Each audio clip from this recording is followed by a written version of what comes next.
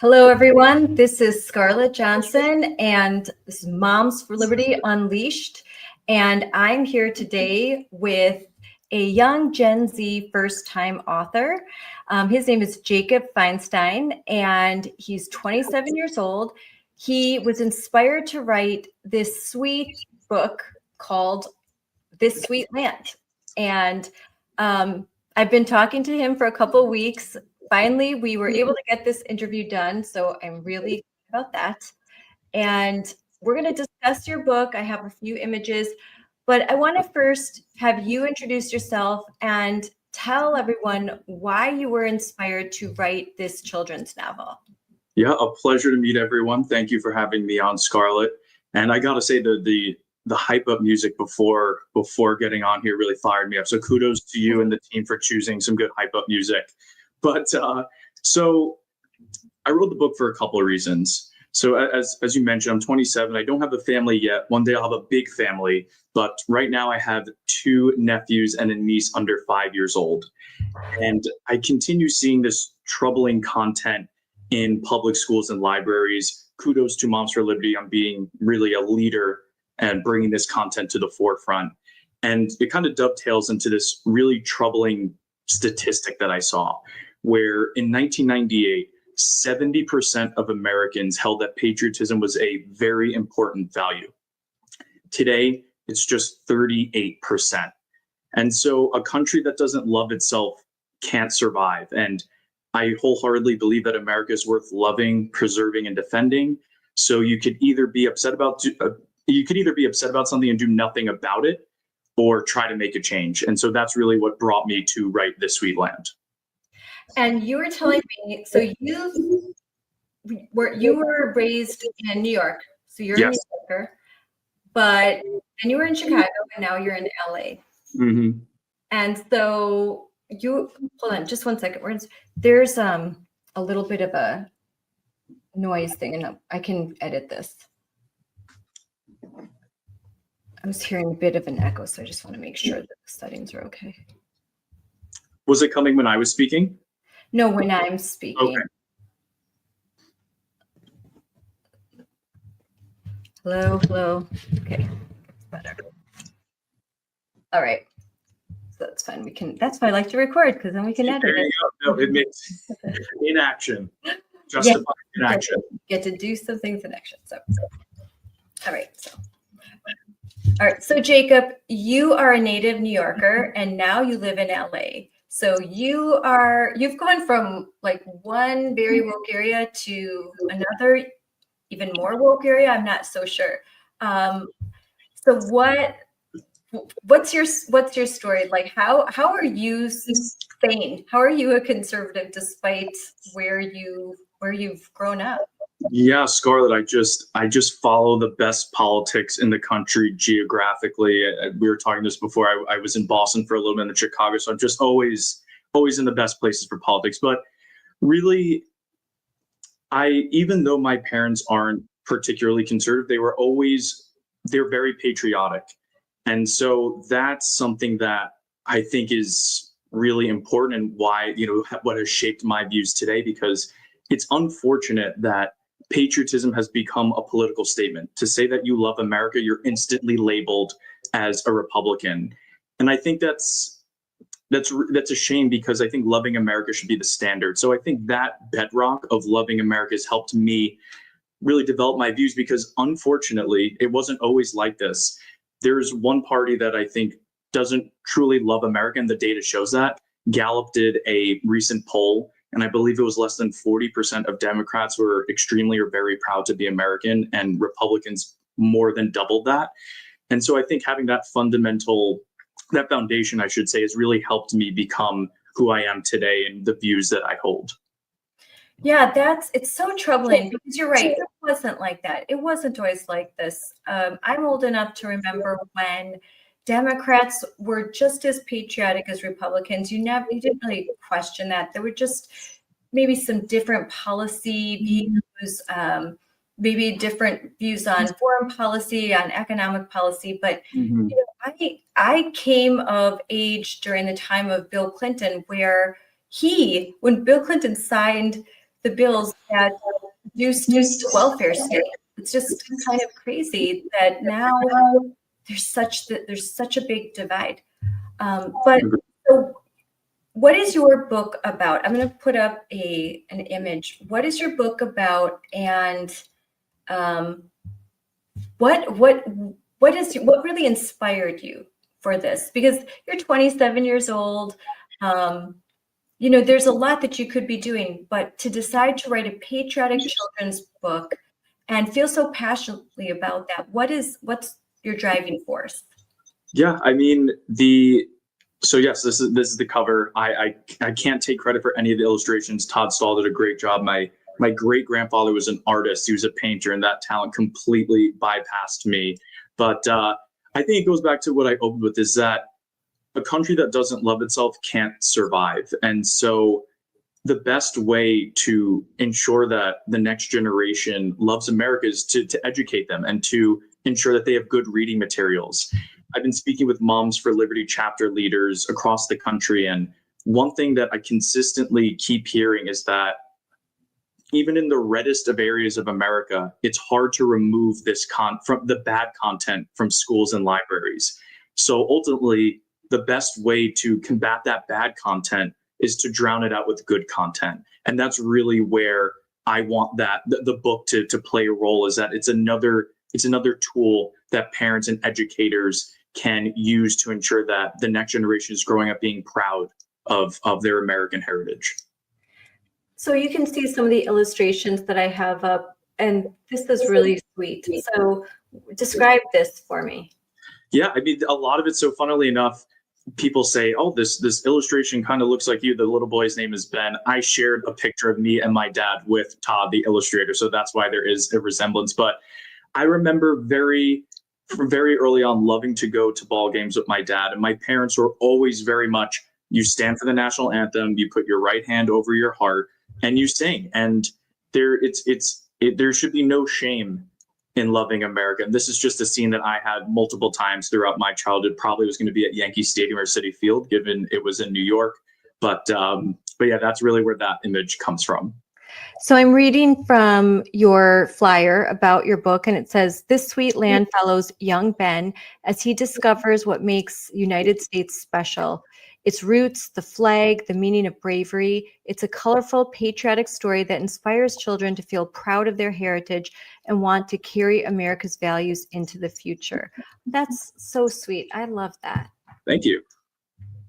I'm definitely going to get this book for my kids. This is really sweet.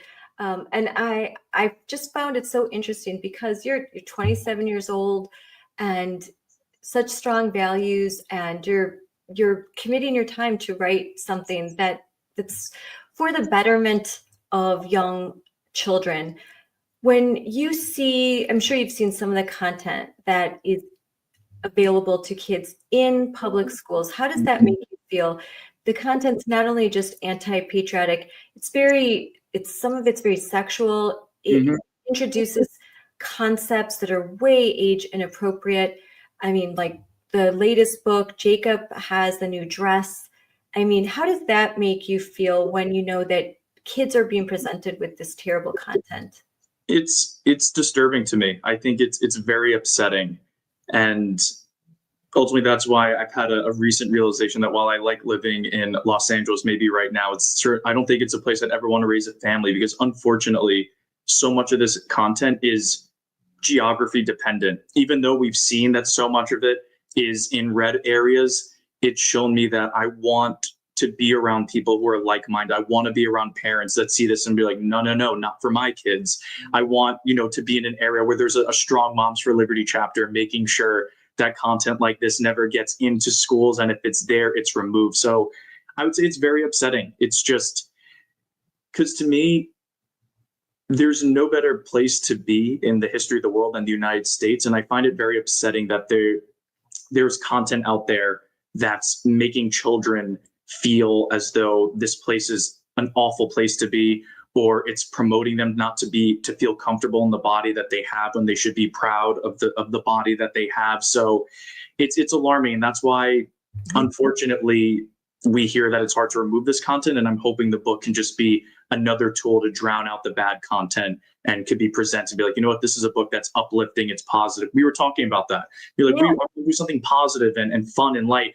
This should be loving America and celebrating 4th of July and talking with your grandparents. These are all things in the book. Celebrating veterans. Veterans Day was yesterday. You know, these are things that should be make people happy. And so that's another part of the book. It should bring a smile. It should be proud of being American. Yes, books for young children should be happy. They should bring a smile. They should, you know, you can have a nice patriotic book. And you were at the Moms for Liberty Joyful Warrior Summit. Indeed. So what was that your first Moms for Liberty Summit? Yes, it was my first Moms for Liberty Summit. I'll give you a little background. As mentioned, I've been doing virtual events with a number of Moms for Liberty chapters and chapter leaders. I'm going to shout out two in particular who are like, you have to go to Summit.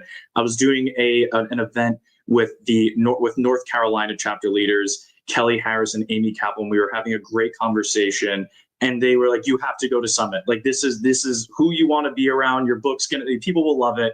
And so I told them there, and virtually that I give them credit for really pushing me to go, because at first I'm like, am I gonna go?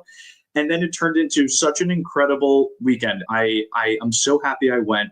But one thing that I found really interesting is the fact, at first I was like, joyful warrior, like that's kind of counterintuitive, because you would think a warrior is someone who's going to be, like I'm fighting, I'm angry, I'm going to do what I need to do. And while we can channel that energy, you really did feel the joy in the room, where you are supposed to feel uplifted about who you are, what you believe, and the country that you're from. And so, yes, it was. But to answer the long-winded way, I just want to say it was an incredible event, just to give that the kudos to where credit to where it's due. It was my first summit, and I don't plan on being my last. So I'm excited for next year as well. Oh yeah, it'll be great. And so you in California, have you spoken to any Moms for Liberty chapters there? Yes. So I will give a shout out to another person who deserves a lot of credit, who really kicked this all off, Madison Miner of Orange County. When I moved out here, I went to coffee with her. She loved the book, and she was the one who really helped kickstart my exposure to Moms for Liberty. So none of this would have happened without Madison. So I give her a lot of credit, and her organization, Protect Our Kids, is an amazing one. I attended their inaugural Conservative Educator Summit, and it was amazing to see an inaugural event with the attendance and energy that it had. So excited to see where that goes further. But Madison also 100% deserves a shout out here. Have you spoken with Sonia Shaw, who's running for State Superintendent of California? She was at the event. She spoke. I haven't spoken to her personally, but she was a featured speaker at that educator conference. Well, I'll have to connect you, because she's a friend of mine. And I know that she would love to talk to you. And this is exactly the kind of content that she would like more California's children to be exposed to, rather than the radical content that they are. She's a current Chino Valley School Board member, and she's a tough cookie, but she's so sweet. And she is a joyful warrior. Emphasis on the warrior. That when she was at this event, you can tell she's not taking any crap. She's here to play, and she's going to fight for what she believes is right. Yes, and she is the first state candidate that Moms for Liberty has endorsed. So we are endorsing her as State Superintendent of California. We normally just endorse in school board races, but so she is our first statewide candidate, because we want to support her effort. And she's just so passionate, and she's up against a lot in California. So indeed, to say the least. Yeah, to say the least. So for those who are watching Moms for Liberty chapter chairs, Jakob will meet with your group virtually and possibly even come in person. So if there's other chapters in California, or if you want to reach him, what should folks do? What should moms that would like to talk to you and work with you do? Where can they contact you? Yeah, I would say you can contact me. I have 2 social media platforms. I have X, and the X handle is Jakob, and I spell my name with a K. So if it like my son. Yes, we were discussing that. So it sounds like Scott and my parents are both Bob Dylan fans, Yeah. and And yeah, so my parents were inspired by Jakob Dylan, Bob Dylan's son, and that's where I have the K. So it'd be Jakob L. Feinstein on X, and then Jakob Feinstein on Instagram. If anyone is interested, please follow, shoot me a DM. Would love to continue engaging with Moms for Liberty chapters. All right, I am looking right now. I'm making sure that I'm getting this right because I'm going to put this out there because I want people to follow you, Jakob L. Feinstein. So just tell me, I'm going to put this up, and if it's spelled wrong, tell me. Is that right? That looks good. Yeah, just the F is capitalized and the J isn't. If you just for aesthetic purposes, okay, yeah. you wanted to change that. Because it should be all on, like, it doesn't really. Yeah, let's see. There. Let's do that.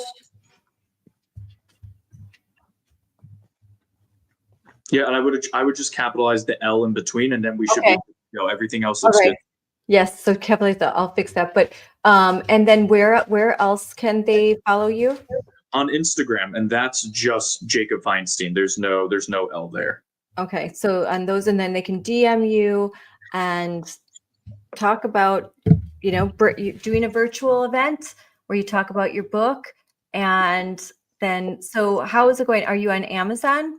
I am on Amazon. I could send you a QR code that you can flash on the screen. Yeah, send it to me. I'm going to put it on. It's hyper designed. It looks really cool. So I'll send that to you right after this, and you could flash that on the screen as well. Yeah, send it to me, and then I will put that. I can also put that out.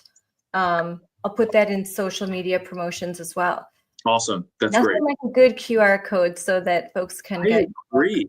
It makes life a lot easier. I know palm cards, so much easier just to have like a palm card or something, QR code, they can pull it up. But yeah, so here's the book. Are you going to be writing any more books?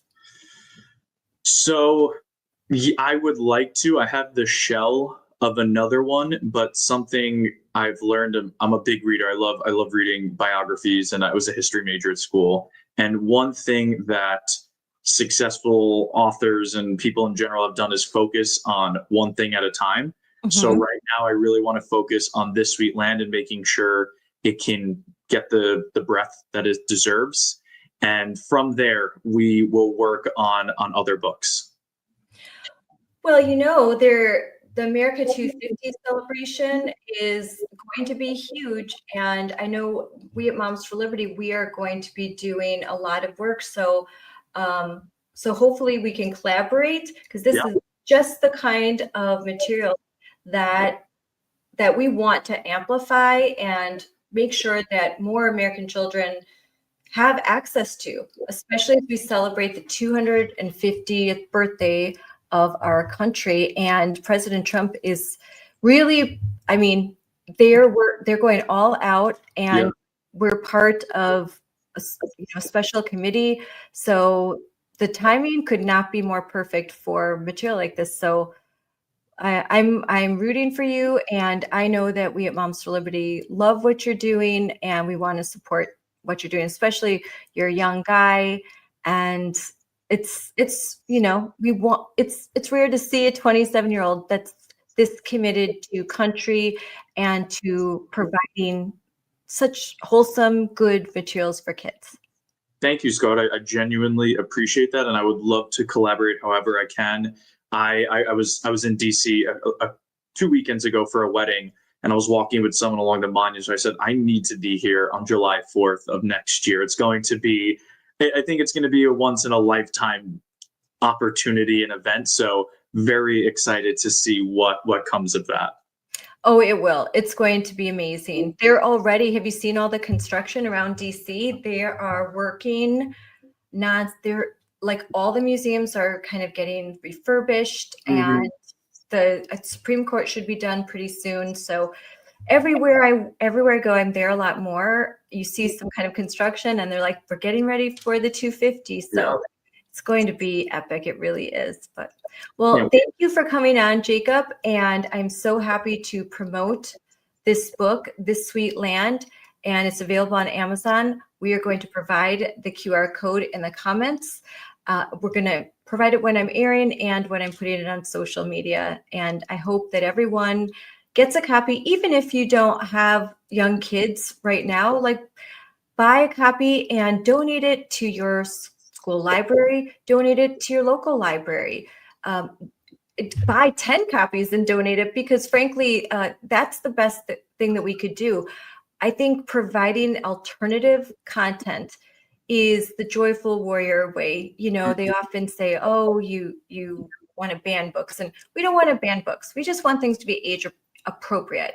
And a great way to counter this whole like lie that they spread about us is to provide alternative material that there's no one, Democrat, Republican, you can't look at this book and think, oh, I don't want my kids to see this image. You know, of course, they're not going, you'd have to be like AOC level of crazy.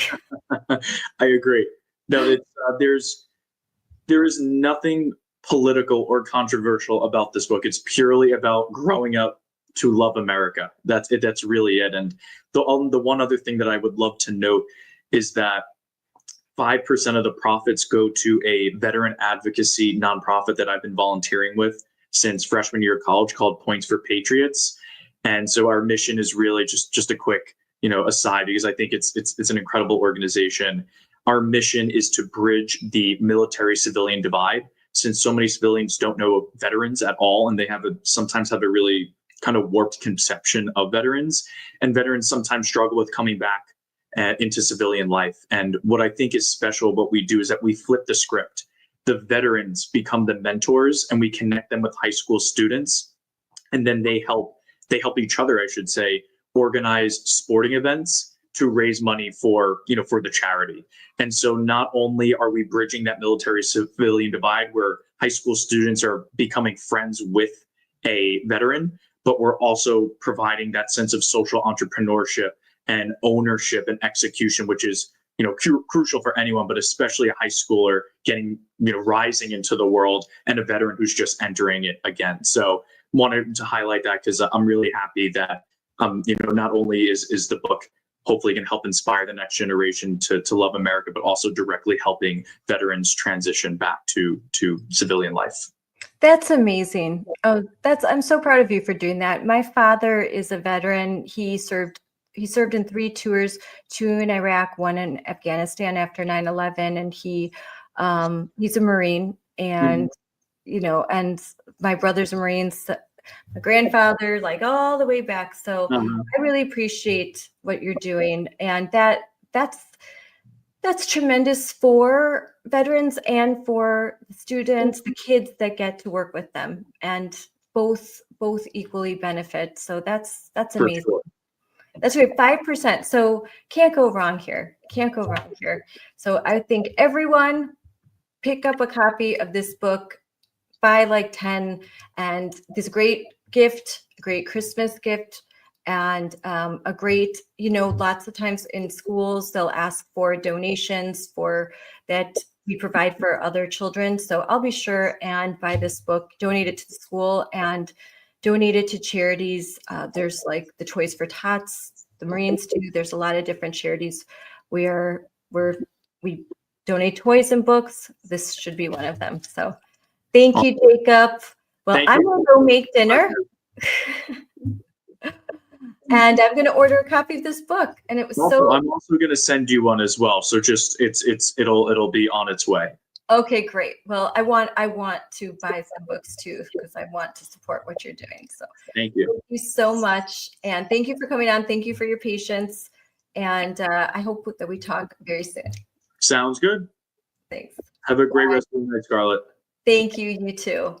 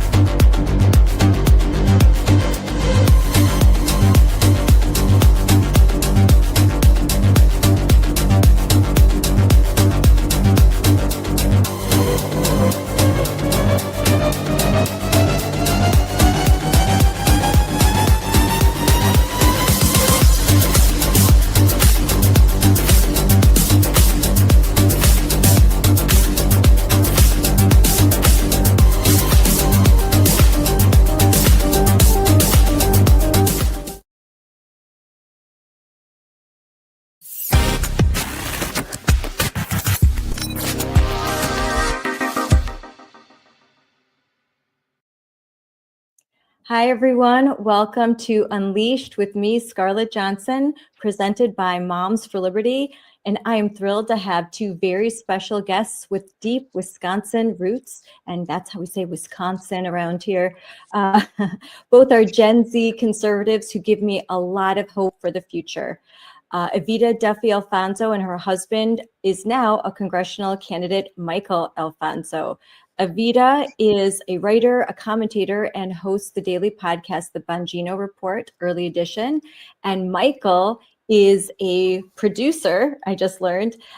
He's a Vilas County native who has recently announced his run for Congress in Wisconsin's 7th district. I think it's amazing that two young people, Gen Z conservatives, are just doing so much already. It, like I said, it gives me hope, and that's why I wanted to have them on. I want to talk about their story, what's at stake in Wisconsin, and issues that matter most to parents and families and voters. So thanks, guys, for coming on. Yeah, thanks for having us. Evita, quick little bios, like you're the oldest of 9 children. And your mom is Rachel Campos Duffy, who I love. She's the co-host of Fox and Friends Weekend. You're in her studio right now. She is a strong female conservative voice in America. We all appreciate her at Moms for Liberty. We love her.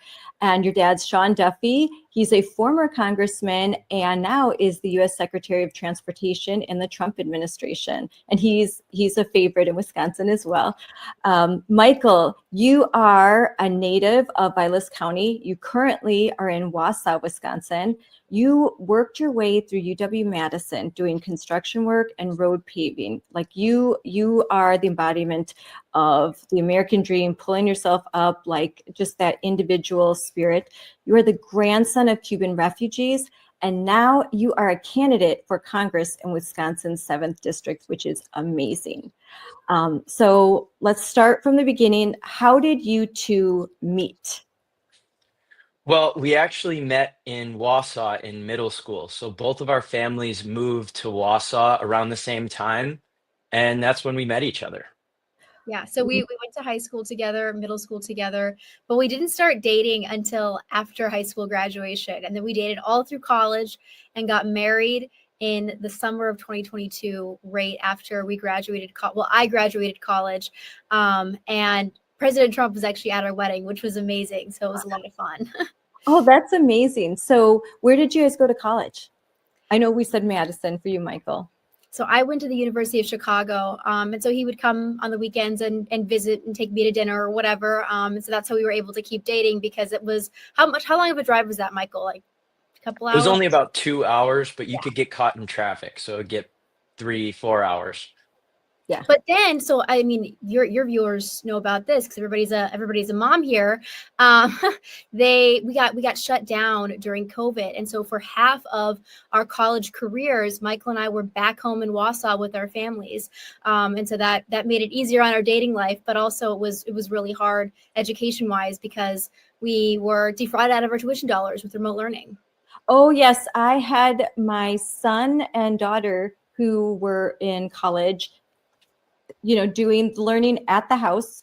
And my son started off medical school virtual. Like his first year of medical school was completely virtual, which I just couldn't even understand. And but his second year, when they all finally met each other, they were still required to wear masks. It wasn't until his junior year that he's looking around. He's like, "Oh, that's what you look like." It's tough. It's really tough. It was hard on kids, on college kids. I know we talked a lot about what's happening to elementary school kids, middle school, high school, but even in college, I couldn't attend my son's graduation in person. We had to wait outside and like watch it from a screen or watch it from our phone. It was horrible.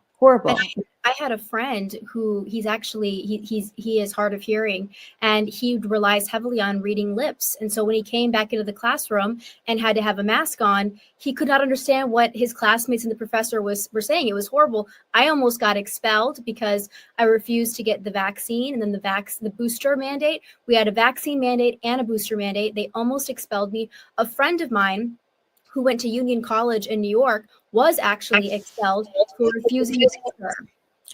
Wow. So We forget how bad it was. We forget how bad it was. My daughter ended up transferring to Florida to go to nursing school because she was going to be required to get the vaccine. And Florida was, so we moved we had to move her to Florida just so that she would avoid, because I want grandchildren. yeah. Yeah. I wasn't going to risk it. Michael has a funny story from UW Madison and the quarantine dorm. I don't know if you want to tell that, Michael. Oh, yeah. So, COVID was a crazy time, but there was kind of these restrictions that they put in place for kids that they thought were going to make them safer. So when you got COVID, especially if you were a freshman in the dorms, they would send you like sort of off campus to like one of the far, far away dorms. And they didn't have any, hall monitors or RAs because they didn't want anyone to get sick. So it ended up being an absolute party dorm. People were trying to get COVID to go to the dorms. And I remember coming home. There was no supervision. It was just like a free for all in there. I was coming home from the library at like 12 o'clock at night, and you could see the strobe lights and hear the music from the dorm as I was walking home. It was ridiculous. That's one I haven't heard. My son was in Madison, and I know they tried to do like the passport thing. Like he ended up having to get tested every 24 hours because the only way you could get into the classroom was through your phone, and it had to scan negative. And it was then they tried to do, didn't they try and do like a tattletale site, like yes, if you see someone say something, and it turned out that people were taking pictures. Yeah, it was a nightmare. Some of us may or may not have had really good friends who would prop a side door open for us if the passport wasn't working so we could get into class. But yeah, it was a nightmare. So at my school, we had a commie snitch list too, where they basically said, in order to attend class, you have to sign a document where you promise to turn in your professors and your classmates if you see them violating any university COVID rules or city of Chicago COVID rules. It was deeply I don't know, collectivist and disturbing. And it not only that in the document that had you sign to attend class, they said you have to agree that COVID poses a serious public health threat. Well, I didn't think it did, and so I didn't want to sign the document, and so they wouldn't let me go to class. And it was a disaster. They made life really difficult for any student who didn't want to comply with an experimental vaccine mandate, the ridiculous mask mandates. It was almost an exercise in mental submission just as much as it was physical submission. It was. I love that you called it a commie snitch list, because that's exactly what it was. That's what it was. It was, snitch and tell. And I think that we can never forget what happened when they had this absolute power. When they had that power, the way that they tried to crush dissent, the authoritarian nature that came out, and the way that they just refused to care about children. And I have one of my daughters is on the autism spectrum with special needs, and they threw her under the bus. Like you said, all of her service ended, nothing in person for almost 2 years. And even virtually, the person on the other end was wearing a mask. Virtually. I am like, what? I'm done with this. I'm done with this. I'm not participating in this insanity. Why would you be wearing a mask in a room that you are alone in as you are talking to my daughter who needs to see your lips moving? Because this was speech therapy. It didn't. Yeah. It was crazy. It was completely unconstitutional. Every single rule they put in place. And that's why, for the first time, young people were really smacked in the face with, oh yeah, it turns out no matter what the Constitution says, if you don't challenge these people, if you don't fight them, they're going to just do whatever they want. And I think you see a big movement of anyone that went through the nightmares of COVID, a massive shift to the right. So Michael, this must have had a very serious effect on you, that you're very young, you're living in this sort of, in Madison, which we call like the Socialist Republic of Madison. It's like I mean, crazy town in Wisconsin. Wisconsin, if you look at a map after an election, it's just red, red, red with these little blue spots, but it's Yep. Milwaukee.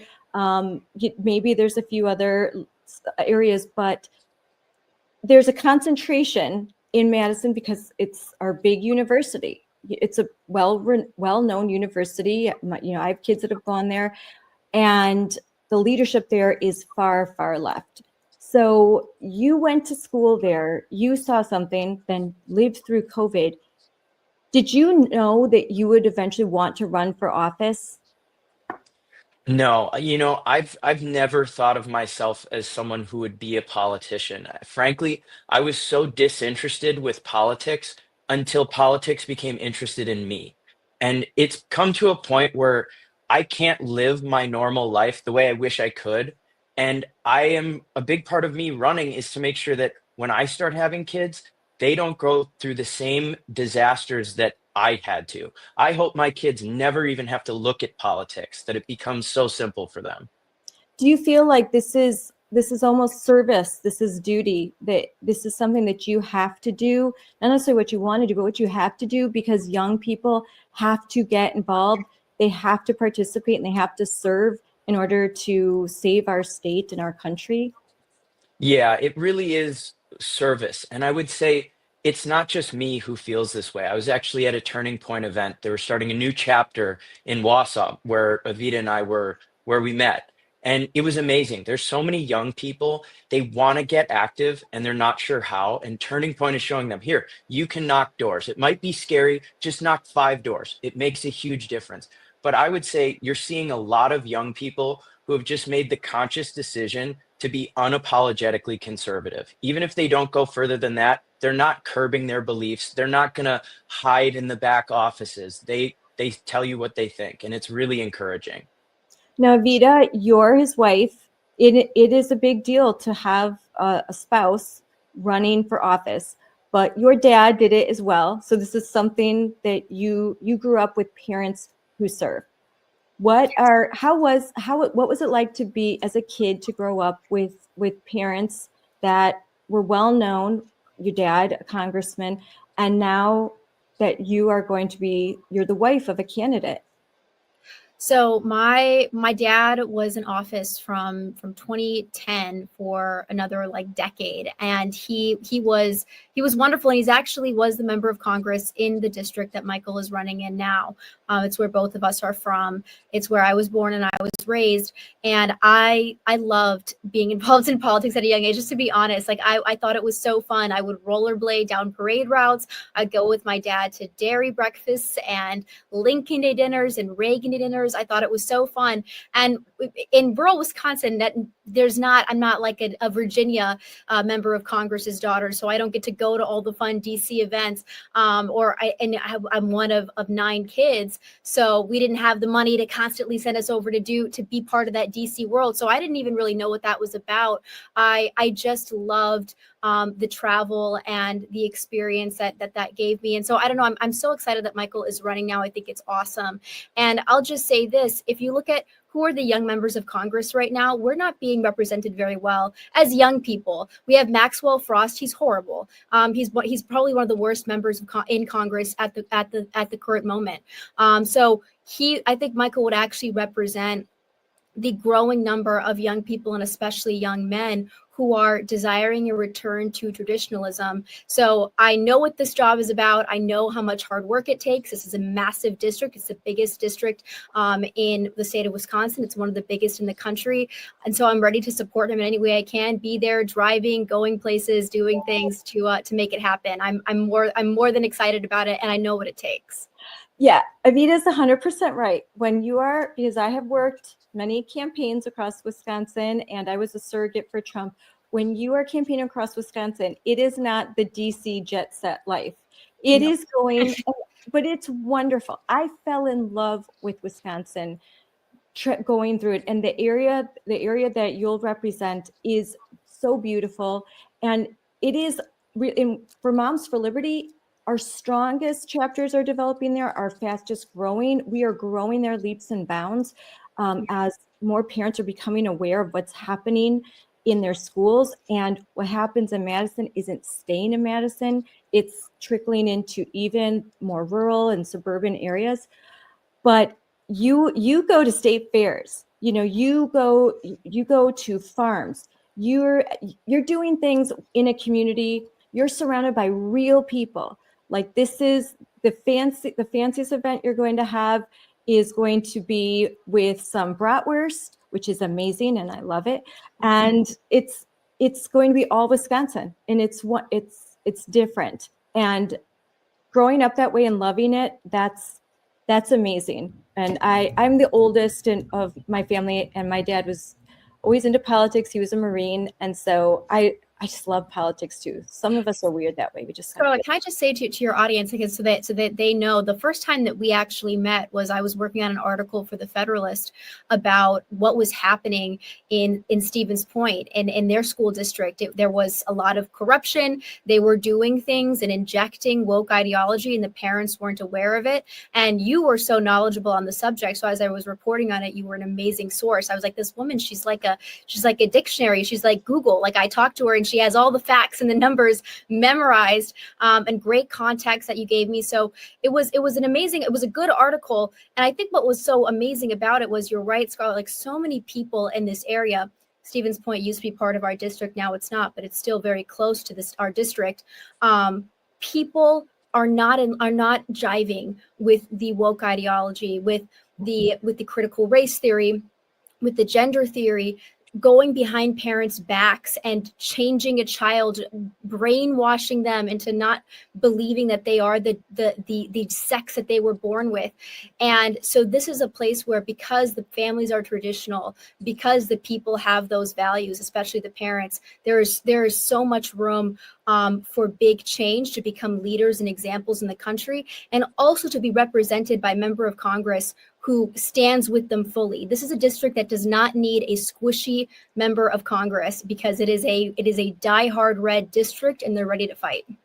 Yes, it's a district that Tom Tiffany holds, and he's running for governor right now, and he's the leading candidate for governor. And so there needs to be a strong Republican in place, one that will vote like Tom did, to support women and girls and protect women and girls sports. This is legislation that we absolutely must get across and this has to happen in Congress. We need this to happen. We need this to pass. We need protections of Title IX and the definition of sex, male, female, not the all-inclusive gender identity, which basically eviscerates Title IX and denies women their opportunities in education and in sports. So, Michael, I know I can guess that you are supportive of of Team Sanity.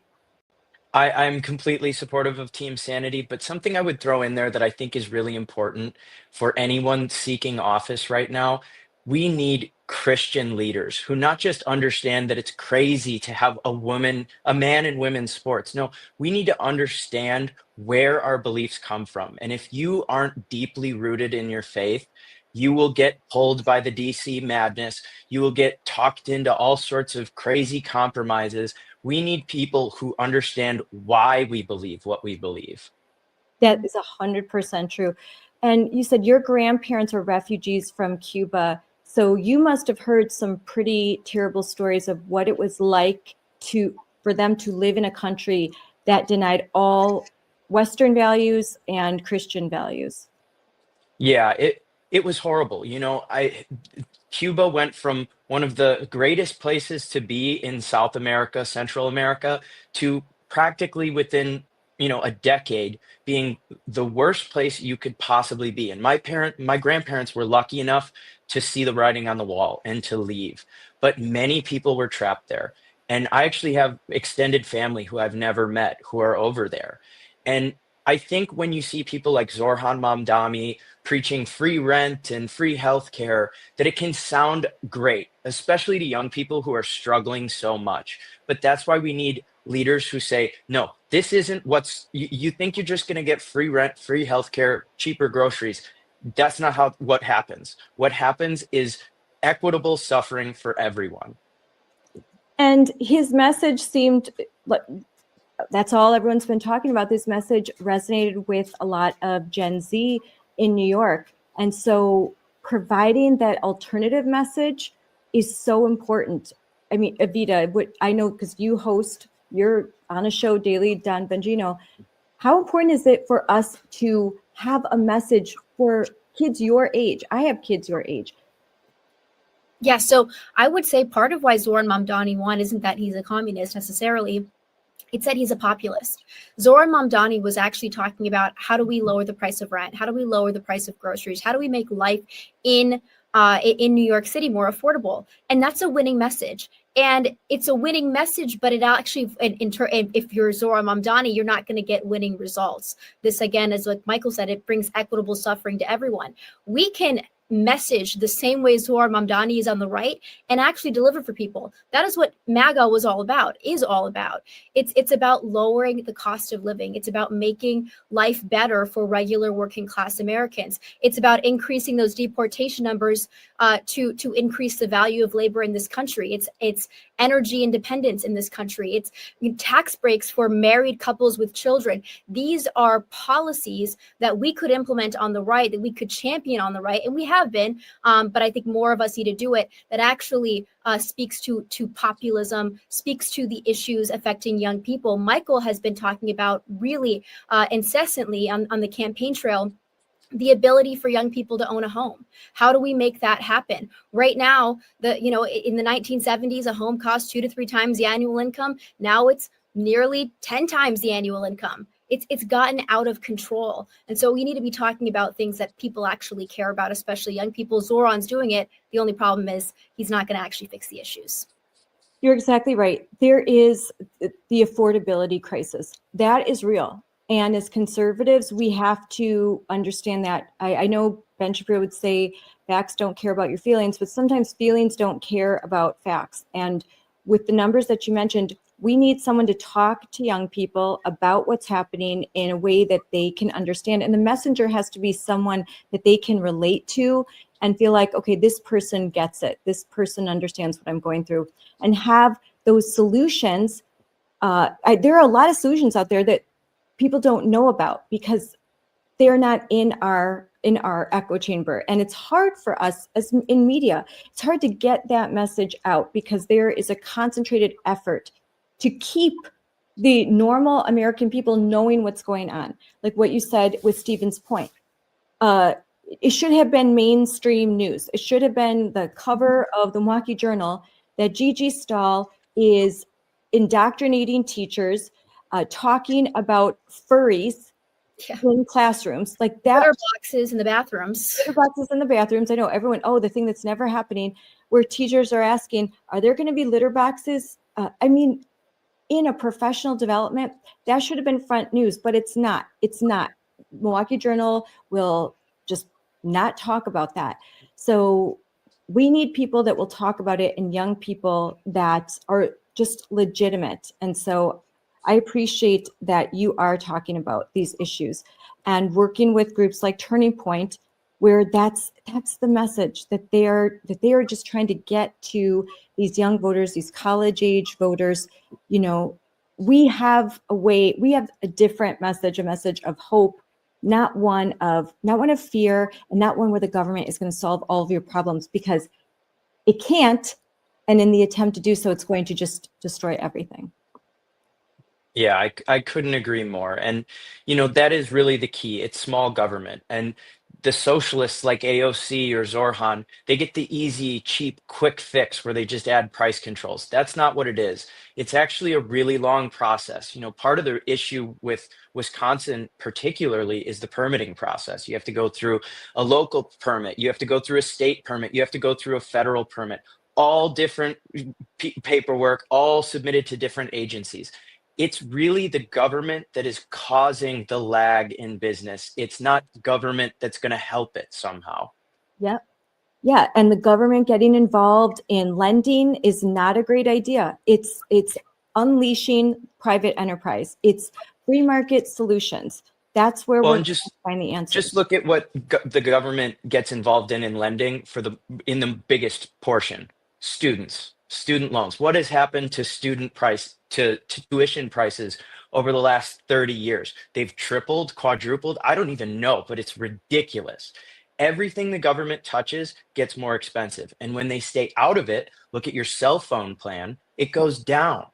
Yeah, in the 80s, tuition was $2,300 in today's money, and now it's actually averages around $10,000 a semester. So tuition is out of control, and it's saddling our young people in debt. And by the way, a lot of their degrees are useless, so they're not able to find jobs. 60% of young people who graduated last year are still looking for their first job. This is a problem, and one that can be, again, truly addressed by the right, and the Democrats are talking about it and putting out some really terrible solutions. Yeah, and as you guys are closer to graduating college than I definitely am, you really know what it's like. But I have kids, and we talk about this, like the amount of debt and where they're going to go to college and what degree they're going to get. Because if you want a degree in education, you don't need to go to a private school and amass $250,000 of debt that will just continue. The interest will just keep growing and growing. It's a big issue that we have to deal with. There's no easy solution, and the government made the mess. They're not going to clean it up.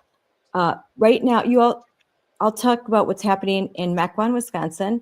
I'm sure you guys have heard that we have South American gangs roaming through my area of Wisconsin, which I moved to because it's so safe. This is an area where you didn't even have to lock your car door. But there have been rampant burglaries, and they're happening in the middle of the day. Cars getting stolen out of the garage in the middle of the day because people leave their garage open, and it's happening so fast even while they're in the house, or run to the grocery store, come back, and you've been burglarized, stealing watches, high-end electronics, purses, cash, in and out. And it got so bad that the Mequon police put out a public statement. It made the news. It's now gone viral, warning Mequon, Wisconsin residents, hey, be careful because there's these bands of illegal aliens running through your community. All weekend, our community's been in an uproar. We just installed 2 more cameras. My husband's worried. He keeps texting me, did you lock everything? Are you okay? Make sure that the dog, luckily we have a dog that's running around that barks a lot. That's hard to believe that this is happening in Wisconsin, in suburban communities, in rural communities. It shouldn't be happening anywhere in Milwaukee or anywhere, but this is what happened. This is still the effects of illegal immigration and our governor and Democrats in Wisconsin refusing to work with the Trump administration and ICE. Yeah, this is what happens when the madness from the left, from Marxism, reaches its peak. We have roaming gangs of illegal migrants stealing things from people's homes. And you have a group of people in Wisconsin who would lose their mind if ICE came in and had a presence in the area. They always side with the side of victims. That's all they care about. They don't use their brain. And really, that's the best part about being a young person. We're not prescribing some radical new ideology. No, we're prescribing common sense. When you have a roaming gang of illegals, arrest them at whatever means necessary. This is ridiculous. Yeah, the Trump administration, I mean, they secured our border, which was necessary, and we need that, but we also need deportations.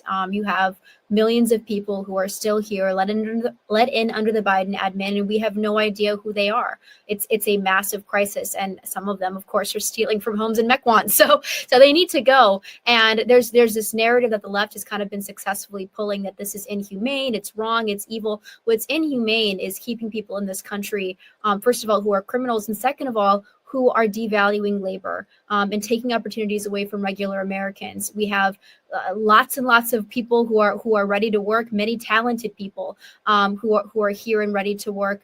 And so this is a crisis of legal and illegal immigration, and we won't have a country in a few years if we don't address both.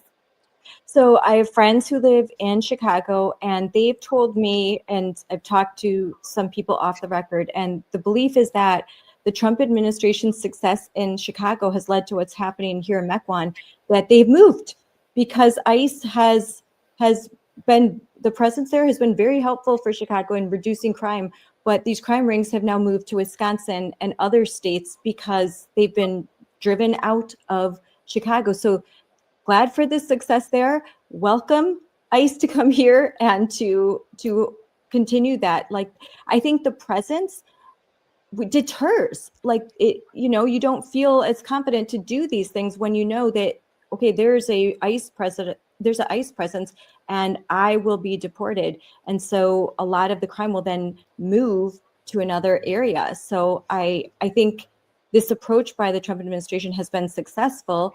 And now in Wisconsin, hopefully we will see an increased presence of ICE to deal with this situation. Well, I would love to see that. I would have to say I doubt it, because this is the problem with having left-wing governors. If you have a governor that fights tooth and nail against the president, it becomes very difficult for him to bring in ICE and, federal law enforcement, which is exactly what they're for, to aid local authorities. And I hope we see a massive increase in ICE presence, but I doubt it with Governor Evers. I mean, he's too busy covering up for pedophiles in the school districts to care about people who are getting their cars stolen in Mequon. Why don't you talk more about that, Michael? Because it is a huge story in Wisconsin regarding what we call the Department of Instruction. That's our state Department of Education, run by Jill Underly, and former DPI, Department of Instruction, was Governor Tony Evers, a Democrat. So why don't you tell everyone this story? It's absolutely shocking. Yeah, I mean, the DPI and Jill Underly have basically been brushing under the rug multiple accusations of grooming and child abuse in the school district. While this is happening, the school district has fallen behind Mississippi for education. This is what happens when you elect left-wing radicals. They care more about victims, so the pedophile apparently, than they care about kids who are just trying to learn how to read. Yeah, and that's not an exaggeration. A lot of leftists like to use minor attracted persons to refer to pedophiles. They truly do sympathize with pedophiles, and they want all of us to as well. Yeah, Governor Evers was just recently asked by Spectrum News if he would support the GOP legislation that would define the term groomer as it applies in K through 12 education, so that basically we can take care of these issues. And he said he's worried that that kind of legislation might make it hard for a teacher to hug a child or a student.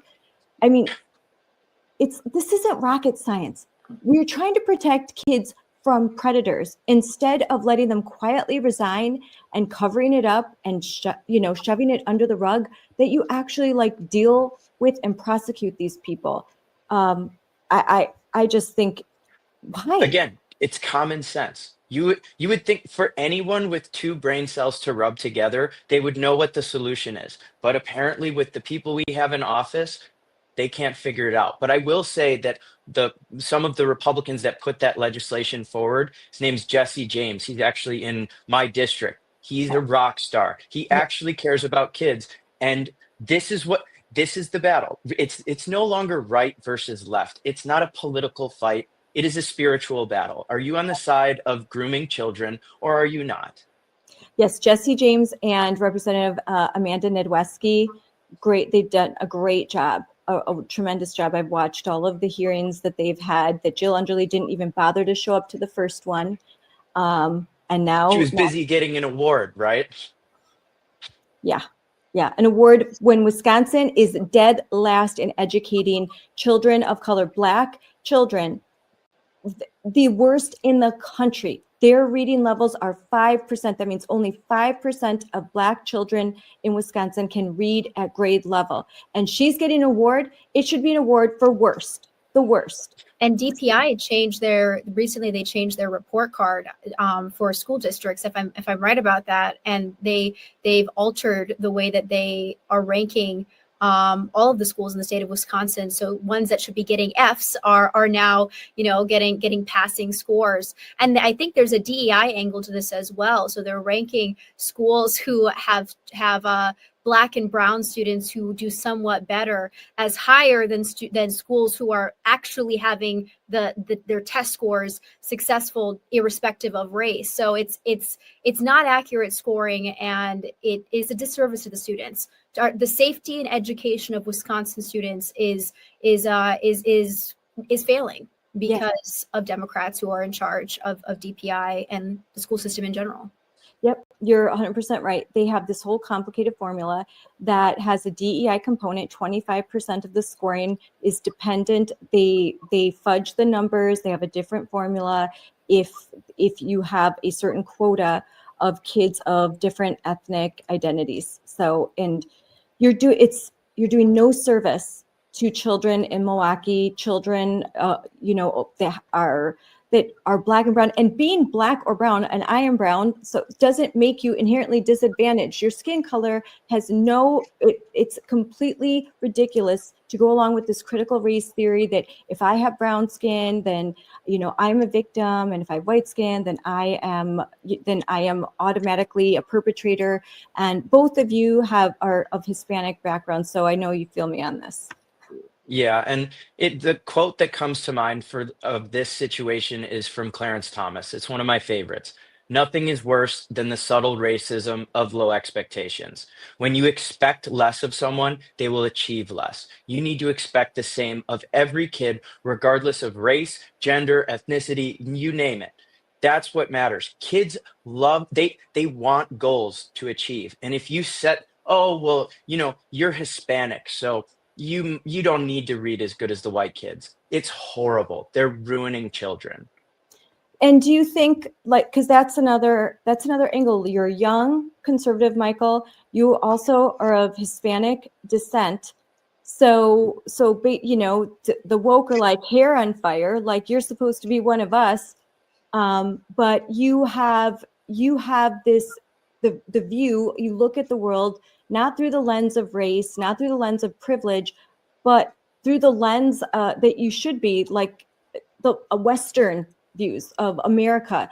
And that makes you really different and unique. And it's a voice that I think is really necessary to combat this cultural Marxism. Yeah, and that really is the battle we're fighting right now. It's cultural Marxism, and they're even bringing it to practical Marxism in some areas. One of the people running in the governor's race, her name is Francesca Hong, and if you look at the district she represents, she's an assemblyman. It is exactly the Madison district, like exactly where the university is. That's her, and this is where it's coming from. It can come from young people, but there's also a massive movement on the right. It's the Charlie Kirk movement to say, no, what we need Christian conservatism, and that will fix these problems. And it's not the easy solution, it's the hard one, but it's the only one that works. Did Charlie's murder affect your decision to run? Yeah. So Evita and I actually had a job in the Trump administration. I was going to work in the Treasury Department, and we were waiting for someone to get confirmed before I could start the job. And right as he got confirmed, Tom Tiffany decided he wasn't going to run. And frankly, I didn't know if I wanted to, uproot every bit of our plans and, run for Congress. But I felt called to do it. And then Charlie also got shot in the middle of it. And everyone always says, wherever I go, you're 25, you're pretty young to be running for Congress. And I always say, yeah, I am young, but we're the battle-tested generation. We were on college during COVID, BLM, and then, what many of us would consider almost a family member because he was on every TV, every phone. Charlie Kirk got assassinated live on X or television or wherever you watched it. And that was the moment where I think I decided, and Evita agreed with me, that it doesn't matter about age and experience. What matters is your character and your conviction.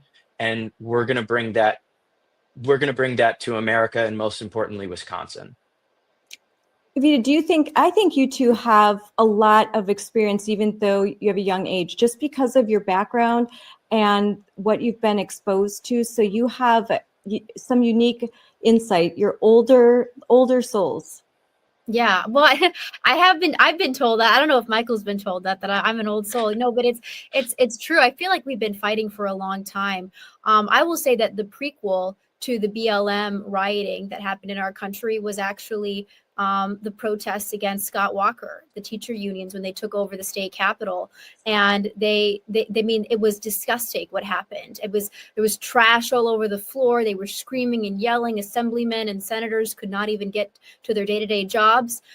When my dad was a member of Congress at this time, and he had to be police escorted to fundraisers or just events that he was doing with Governor Scott Walker because it was that bad. This is how leftists behave. They have no respect for our country, for our founding, for our heritage, and in fact, they hate it. And Michael and I understand that really deeply because we watched many of our classmates descend into the cultural Marxism madness. In Chicago, they burned the city down. In Madison, I mean, I was a student journalist. We were walking through the streets, and every building was boarded up. There was graffiti everywhere. Business owners were terrified. The students acted like lunatics, and there were no consequences. There were no consequences for the health experts who lied to us during COVID.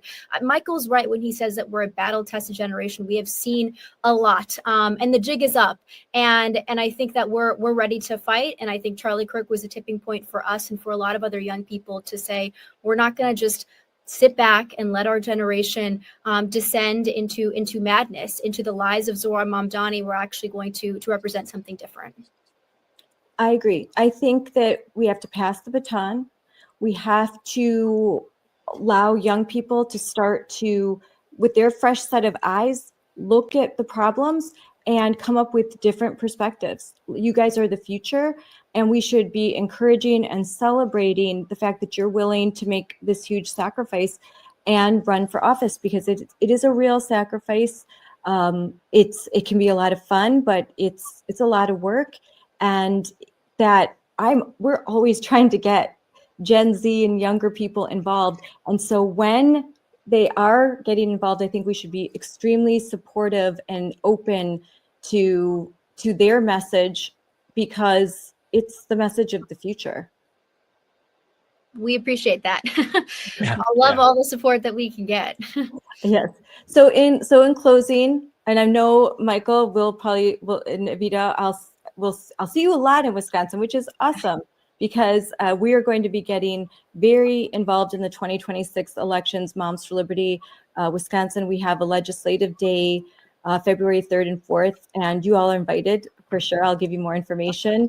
We're inviting all the candidates. We invite the Democrats too. Sometimes they show up, and I would love for them to watch one of my presentations about what's happening in schools, because it would blow their mind. I think blow their mind. But they come in and then they usually leave after 2 minutes, like, this isn't happening. It's like, yeah, well, I brought the receipts. These images are direct from what's happening in classrooms. But we would love for you guys to join us. And so there's an open invitation. But I'm thrilled that you are running.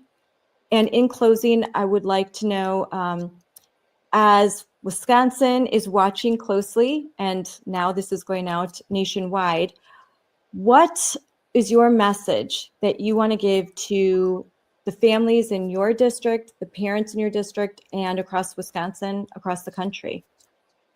I would say, specifically for the people in Wisconsin, stay strong. We have a weak governor right now. It can seem like the world is falling apart. It's not.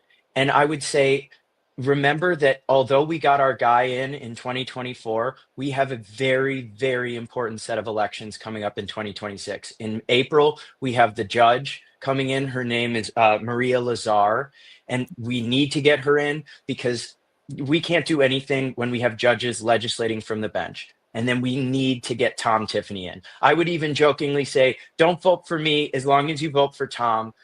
That's what's most important for Wisconsin. And really just stay strong. It's going to get better. And I think you vote all down ballot. Definitely vote for you too. But that April election, that's also school board elections. Those are the nonpartisan elections in Wisconsin. They're separate, but you're right. The election Nonpartisan. Nonpartisan. I know it's annoying.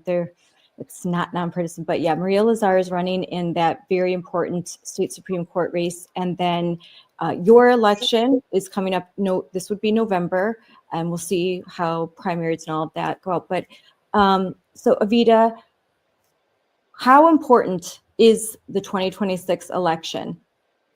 Well, it's essential. Right now, President Trump has a lot of executive orders. We need to get members of Congress in to continue to actually implement these executive orders into law. Otherwise, whoever comes in next could tear down everything good that President Trump has done, and that includes protecting women's sports. This is across the board, tons of issues. We need to maintain our majority in Congress, at least in the House. And the other thing that I will say just about Michael, I think it's really important that we elect Republicans, we elect conservatives, but more importantly that we elect people who are good people. And I can shamelessly, because I'm his wife, I can tell you that Michael is somebody who is worried about his soul, and everything that he says and does, he is thinking about what comes next. And that's the kind of person that you want representing you, who is really thinking about the next life, which is what really matters, and will act on it. That's how you have good legislatures, good people who are willing to do what's right in positions of power, and under a lot of pressure. I think that's great, that we need to look at character and not just say, oh, what is your view on the policies? Because Michael, if you are conservative, everything you're saying, it rings true, So what else do you have to offer? And the fact that you are young, you are idealistic, and that you are a Christian, you are unabashed about that, and that you have a message that you're giving to other young men your age, which is similar to Charlie's, which is love God, get married, have kids, and devote yourself to a cause that's greater than yourself. Don't get lost in the material world.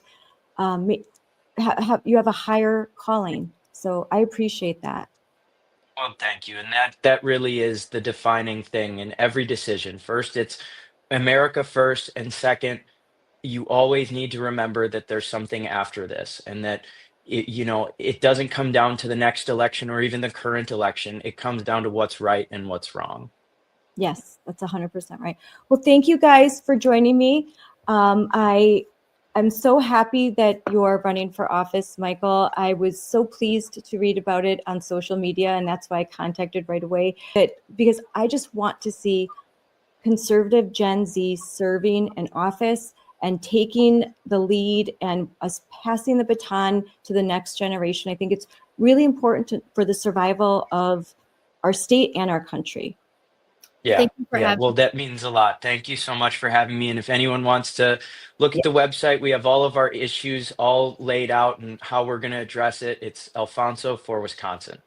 And I'll make sure I put all that up in comments and links, ways that they can contact you, your website, and everything that they need if they're interested and if they live in your district, especially, so that they can know what you're about and spread the word. Well, thank you so much. Thank you so much for having us. You are amazing, and I'm sure your viewers know this, but you are a champion for women, for children in our state, and we are also grateful to you. Oh, thank you so much. That's so sweet. Thank you. Yes. All right, guys. Well, thanks for joining me for this episode. And I'm sure I'm going to have you on again, because there's going to be some crazy things happening in Wisconsin. We're going to be a battleground state. And so it's going to be fun. Awesome. Thank you. Yeah. Thank you for having us. Bye. What a great discussion with tremendous young people. And I wanted to take this opportunity to share my screen and go to Michael's website. So here, let's go right there. There we go. And we'll add some volume. Hold on. There we go. So you can hear this. So here you can go to alfonsoforwisconsin.com. And high-paying jobs so people can plant their roots, raise their families here, and build a future they're proud of. Because when young people can't get ahead, they start listening to the lies of socialism. I'm running for Congress to keep the American dream alive.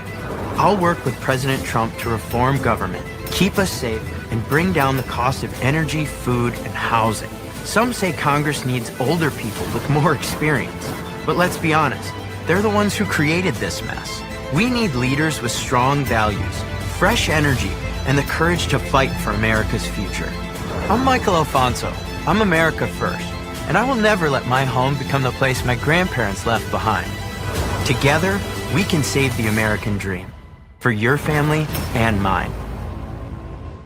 Wow. My grandparents fled communist Cuba with nothing but hope and a belief that America was worth the risk. My name is Michael Alfonso, and I thank God that I was raised in Wisconsin, not Cuba. I met my wife, Evita Duffy, in high school. Later, I paid my way through UW-Madison by pouring concrete and paving roads. But the American dream my grandparents fled Cuba for is not the one my generation is inheriting. Prices keep climbing, groceries, gas, housing, and for young people, buying a home feels impossible. Our district needs to bring in high-paying jobs so people can plant their roots, raise their families here, and build a future they're proud of. Because when young people can't get ahead, they start listening to the lies of socialism. I'm running for Congress to keep the American dream alive.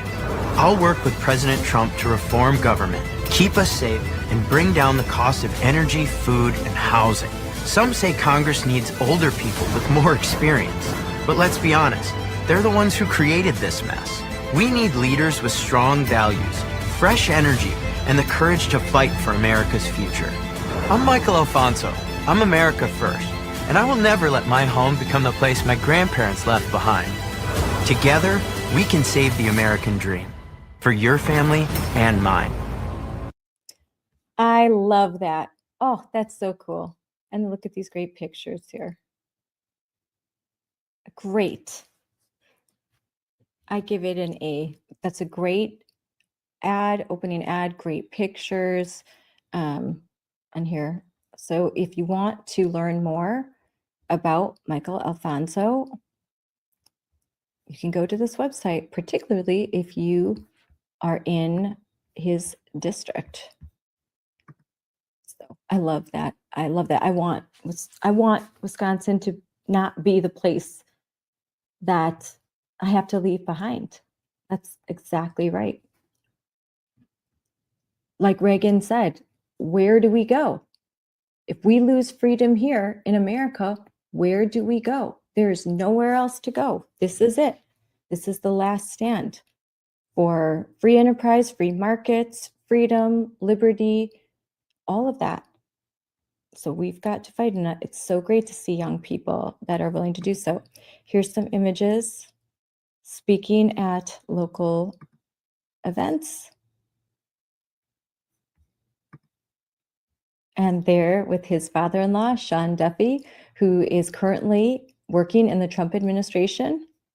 He's the Secretary of the Department of Transportation, and he is a former congressman of the same district that Michael is running. And here is Evita Duffy. And just listening to her, she's so sharp, young but sharp. I mean, she hosts the Bongino Report Early Edition. She's excellent. Her ratings are tremendous. And she's just very articulate. She was a writer, and as she described, that we had worked together on an article that she wrote for the Federalists. And it's great that she's great writing and that she was always focused on Wisconsin. She always tried to bring in some of the stories that we work on in Moms for Liberty. And there they are at the convention, the RNC convention, July 2024 in Wisconsin. I was there all the way over here because I was a Wisconsin delegate. And I remember when all the balloons fell. It was so great. And so, oh, and I wanted to put this picture here. Here he is. He's with Turning Point. Brett, who I've had on the show briefly when he was doing some door knocking in Arizona. He started off as a state leader in Turning Point. He is now already moving up to be a national leader. And then here are some of our other friends in Wisconsin that work for Turning Point, and there's Michael. And it's great that he is providing such a good example to Generation Z men. So again, if you want to learn more about Michael, then you'll go to his website. And Evita, let's see, I'm going to get some of I always want anyone who's listening to the guests that we bring on, make sure that you follow them, you subscribe, like, because they are all tremendous. You can follow Evita right here on X at Evita Duffy_1. So be sure to follow Evita on X at Evita Duffy_1. And you can follow Michael Alfonso, running for Congress in Wisconsin, at Mike Alfonso, Wisconsin, right here. And so go ahead and follow these amazing young Gen Z warriors for Wisconsin and for the country. They're doing great work. So thanks for joining me. I'm Scarlett Johnson, and this is Moms for Liberty Unleashed.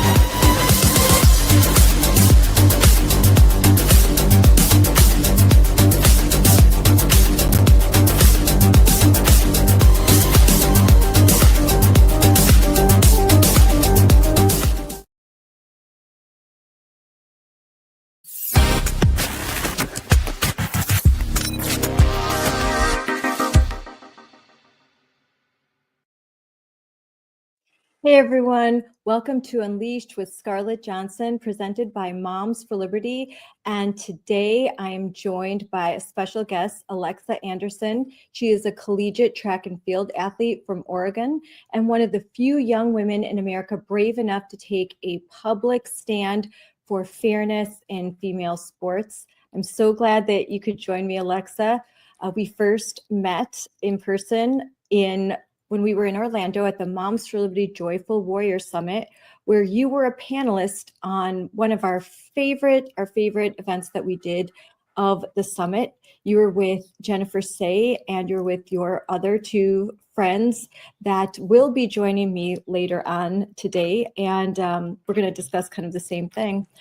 So I want to introduce you to everyone first. I got a little bit of your bio from your mom. And yes, it says you're wonderful. Oh, good. I'm glad. I'm glad she has good things to say. You're amazing. So, very proud mom, very proud parents.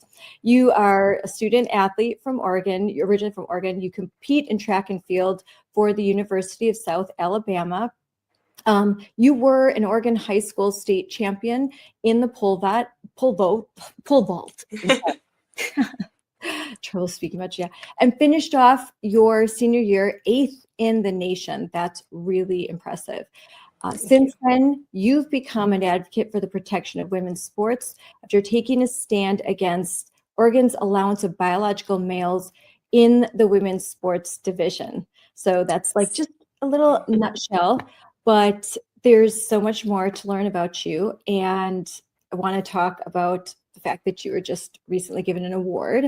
That is very prestigious. But let's start off with just to talk about yourself, like when did you start playing sports and what has female sports meant to you? I have been an athlete from as long as I can remember. My parents put me into gymnastics when I was young. I was just that crazy, energetic kid that needed somewhere to go. So I was a gymnast for about 9 years until my freshman year of high school. And then from there, I moved on to play volleyball and track and field for my entire high school career. So in track and field, I do the events of pole vault and high jump mainly. And then I did volleyball my entire high school career. Now I do track and field in college. But women's sports has been so crucial to me growing into who I am. It's really been a safe space for me to not only grow as an athlete, but grow as a person and learn about my independence, motivation, time management, all these different skills that it has given me that have helped me get to where I am today to be a collegiate athlete. So now you talked that you were in gymnastics young, and I'm the mom of 4 girls, and they have all been in different athletic, things. My oldest daughter, she was a really good ballerina. She was very into ballet when she was little, since she was 2 years old, and all the way up until high school. I have another daughter that plays basketball. She's in high school, and she's been playing basketball since she was in kindergarten. I have daughters that have played, at all sports. I have one that's she's really into cheer, track and field. My son, soccer, tennis. So it's a huge commitment, right? Since you're little, like when you were involved in gymnastics, what did that entail for you?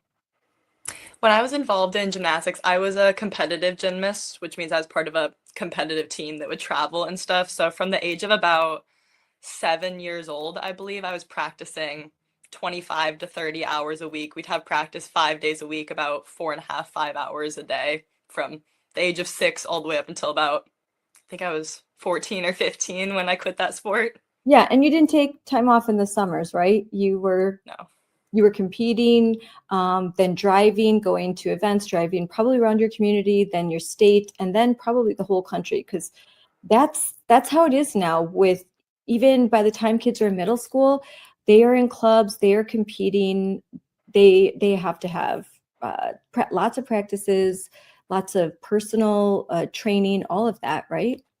Yes, ma'am. It's a huge commitment, not only for me, but for my family and everything as well, to be involved in so many sports that are so high intensity from such a young age. What made you stop doing gymnastics and to start to do sports in high school? I quit gymnastics because I kind of outgrew it. I'm 5'11", a little tall for gymnasts. If you look at our Olympic team, I think the tallest one was about 5'3". So I quit just because it wasn't right for my body type. But I went into high school athletics. I joined volleyball, obviously, because I'm tall. And then in track and field, I mean, pole vault's about the closest you can get to gymnastics. You're going upside down, you're swinging over bars on this bendy stick. So I saw that, I'm like, hey, I want to go do that. That looks awesome. And then when you're involved in high school athletics, then you're part of the whole school, the school spirit. Where I know when my daughter was in ballet, and they didn't have any sort of ballet in middle school, so she often had to do things separate from everyone else. She couldn't go to events like everyone else, and when she got to high school, she made the decision to do dance and track and field at high school, just like you did, because she wanted to have a normal high school life. Was that part of your decision making too? Yes, I mean, I think that the team aspect of sports and being involved in that community, especially amongst a high school, is so amazing and so important. I made so many friends that I am still friends with to this day. They're all back in Oregon. I'm out here in Alabama, and we still all talk because we were brought together by this sport that had us training together for hours, weeks, months, and just going through all these life milestones together. So it's a really amazing thing to be involved in. And it's great for girls to be involved in sports because, like you said, the camaraderie, the discipline, and you're so busy from a parent perspective, you guys are so busy, you can't get into trouble. Yeah. You can't party. You just have to study and do your sport, do the training. Usually you're involved in some extracurricular clubs so that you can stay conditioned for your sport when the season comes. So yeah, parents of girls love their girls to be involved in sports because they tend to be really nice girls. All of my daughter's friends, they're all such really sweet girls, and they don't get into a lot of trouble. They just don't have the time for it. Yes, definitely. I'm so happy about all the people that I've met and grown close with through women's sports. It's really been a big part of my life. I mean, ever since I was little. So Yeah, it teaches you, learn things. There's important lessons, and it looks great on your college applications that you've participated and you've stuck with something. yes, definitely. And the team spirit. So what happened to you? What did you start to see in your high school that was concerning as far as female sports? It wasn't directly in my high school, but in Oregon, the past couple years, we have started seeing a growing transgender population, which I am a huge believer in the fact that people should live their lives the ways that make them happy. And I am not someone to tell you who you can and cannot be. I am not transphobic. I'm not homophobic, anything like that.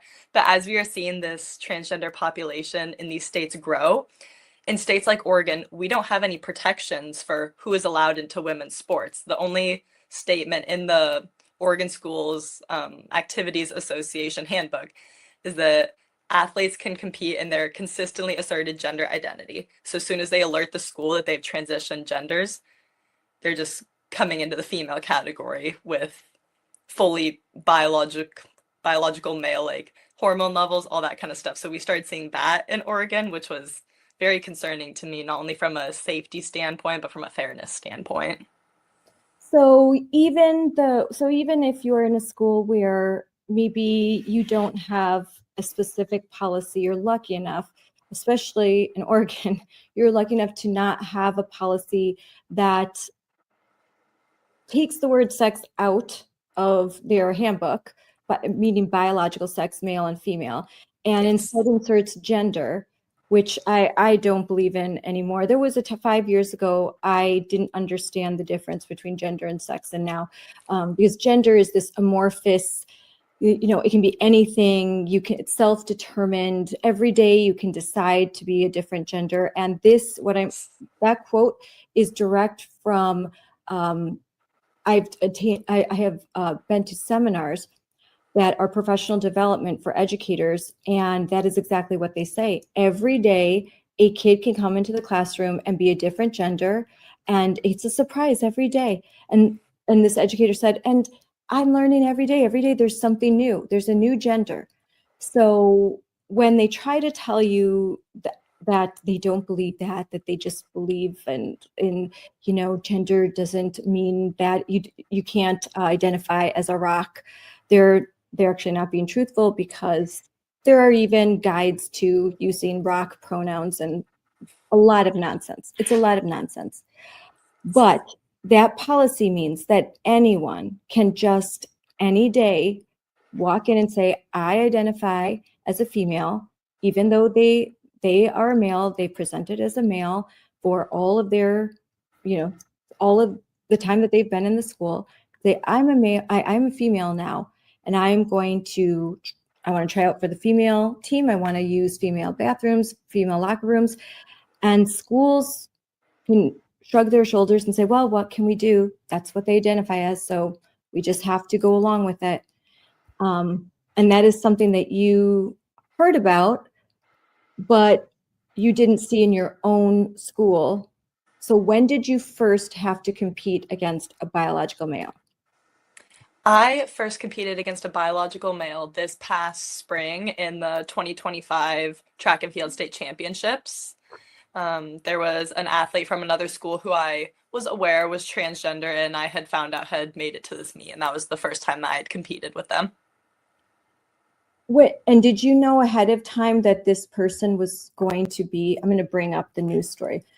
Did you know ahead of time that this person was going to be competing with you? Yes, ma'am. They had been competing in the women's division all year. I just hadn't personally competed against them. And so here, I'm pulling this up. There we go. So this was about 5 months ago, correct? Yes, it was in May. In May. So so what happened? So describe to us, who we weren't there. Now, I had been watching this story, and I know that there were members of Moms for Liberty and other parental rights organizations that started to attend these events because this became such just a huge viral story, such an obvious injustice. So describe the events of the day. What happened? Yeah, we went into the meet just like you would normally start it out. We all competed, we jumped. I know that I personally, as well as several other girls, had considered not even competing at this meet because we just didn't feel that it was fair. But at the end of the day, I chose to compete not only for myself because it was my senior year, but for my team because I was in a place where I could score points to help out my team. And that just wouldn't be fair to take away that from them as well. So we decided to compete. I took third. Reese Eckerd, the other girl who stepped off the podium, she took fourth. And the transgender athlete tied for fifth.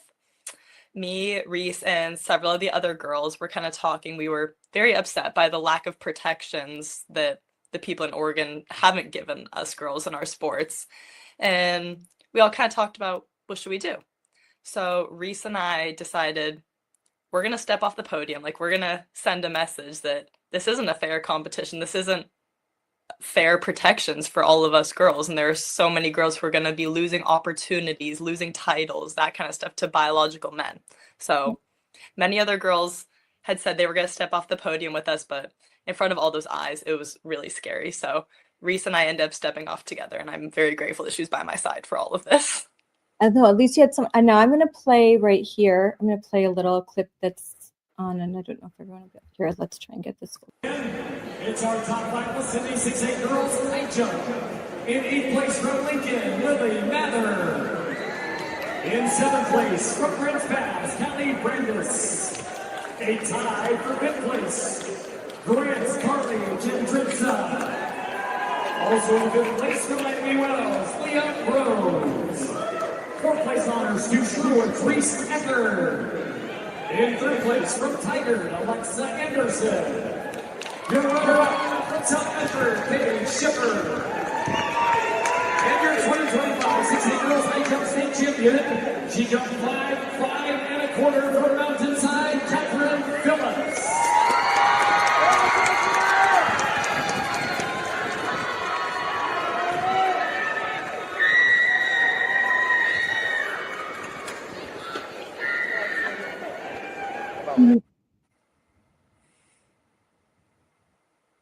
So you can see from that clip, I know because you could be distracted by the setting up in the front, but you could see when they were calling you up to the podium, the two of you step down and then you turn your back to the podium and very respectfully just put your hands, behind your back, and you're just very respectfully doing something that is a peaceful protest and completely, I think amazing and brave.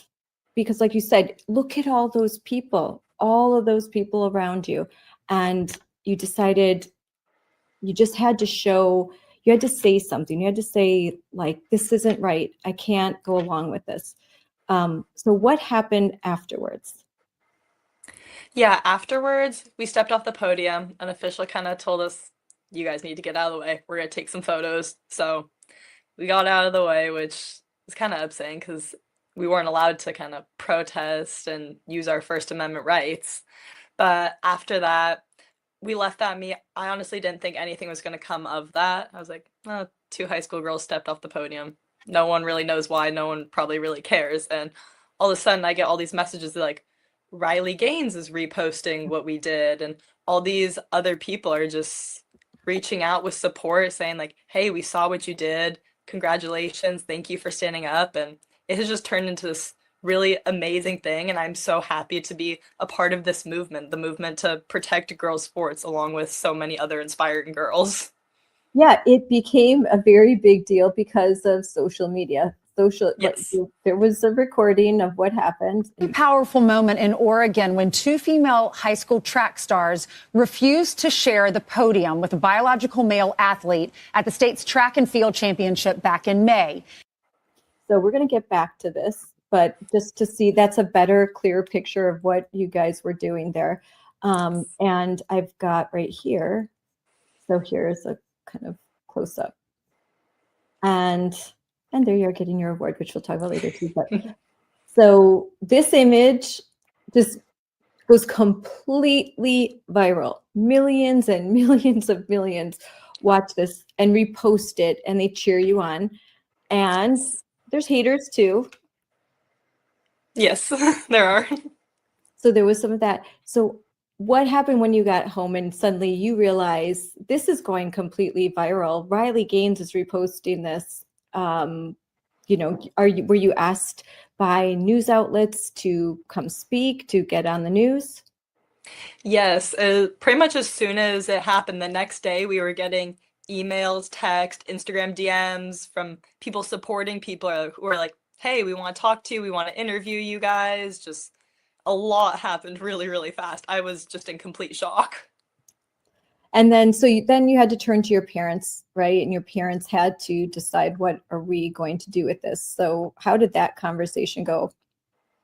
My parents have been amazing. They have always supported me in everything. And I had talked to them before the meet and I said, hey, this is what is going on. This is what we're thinking about doing. And they're like, we love you. We have your back, like whatever you want.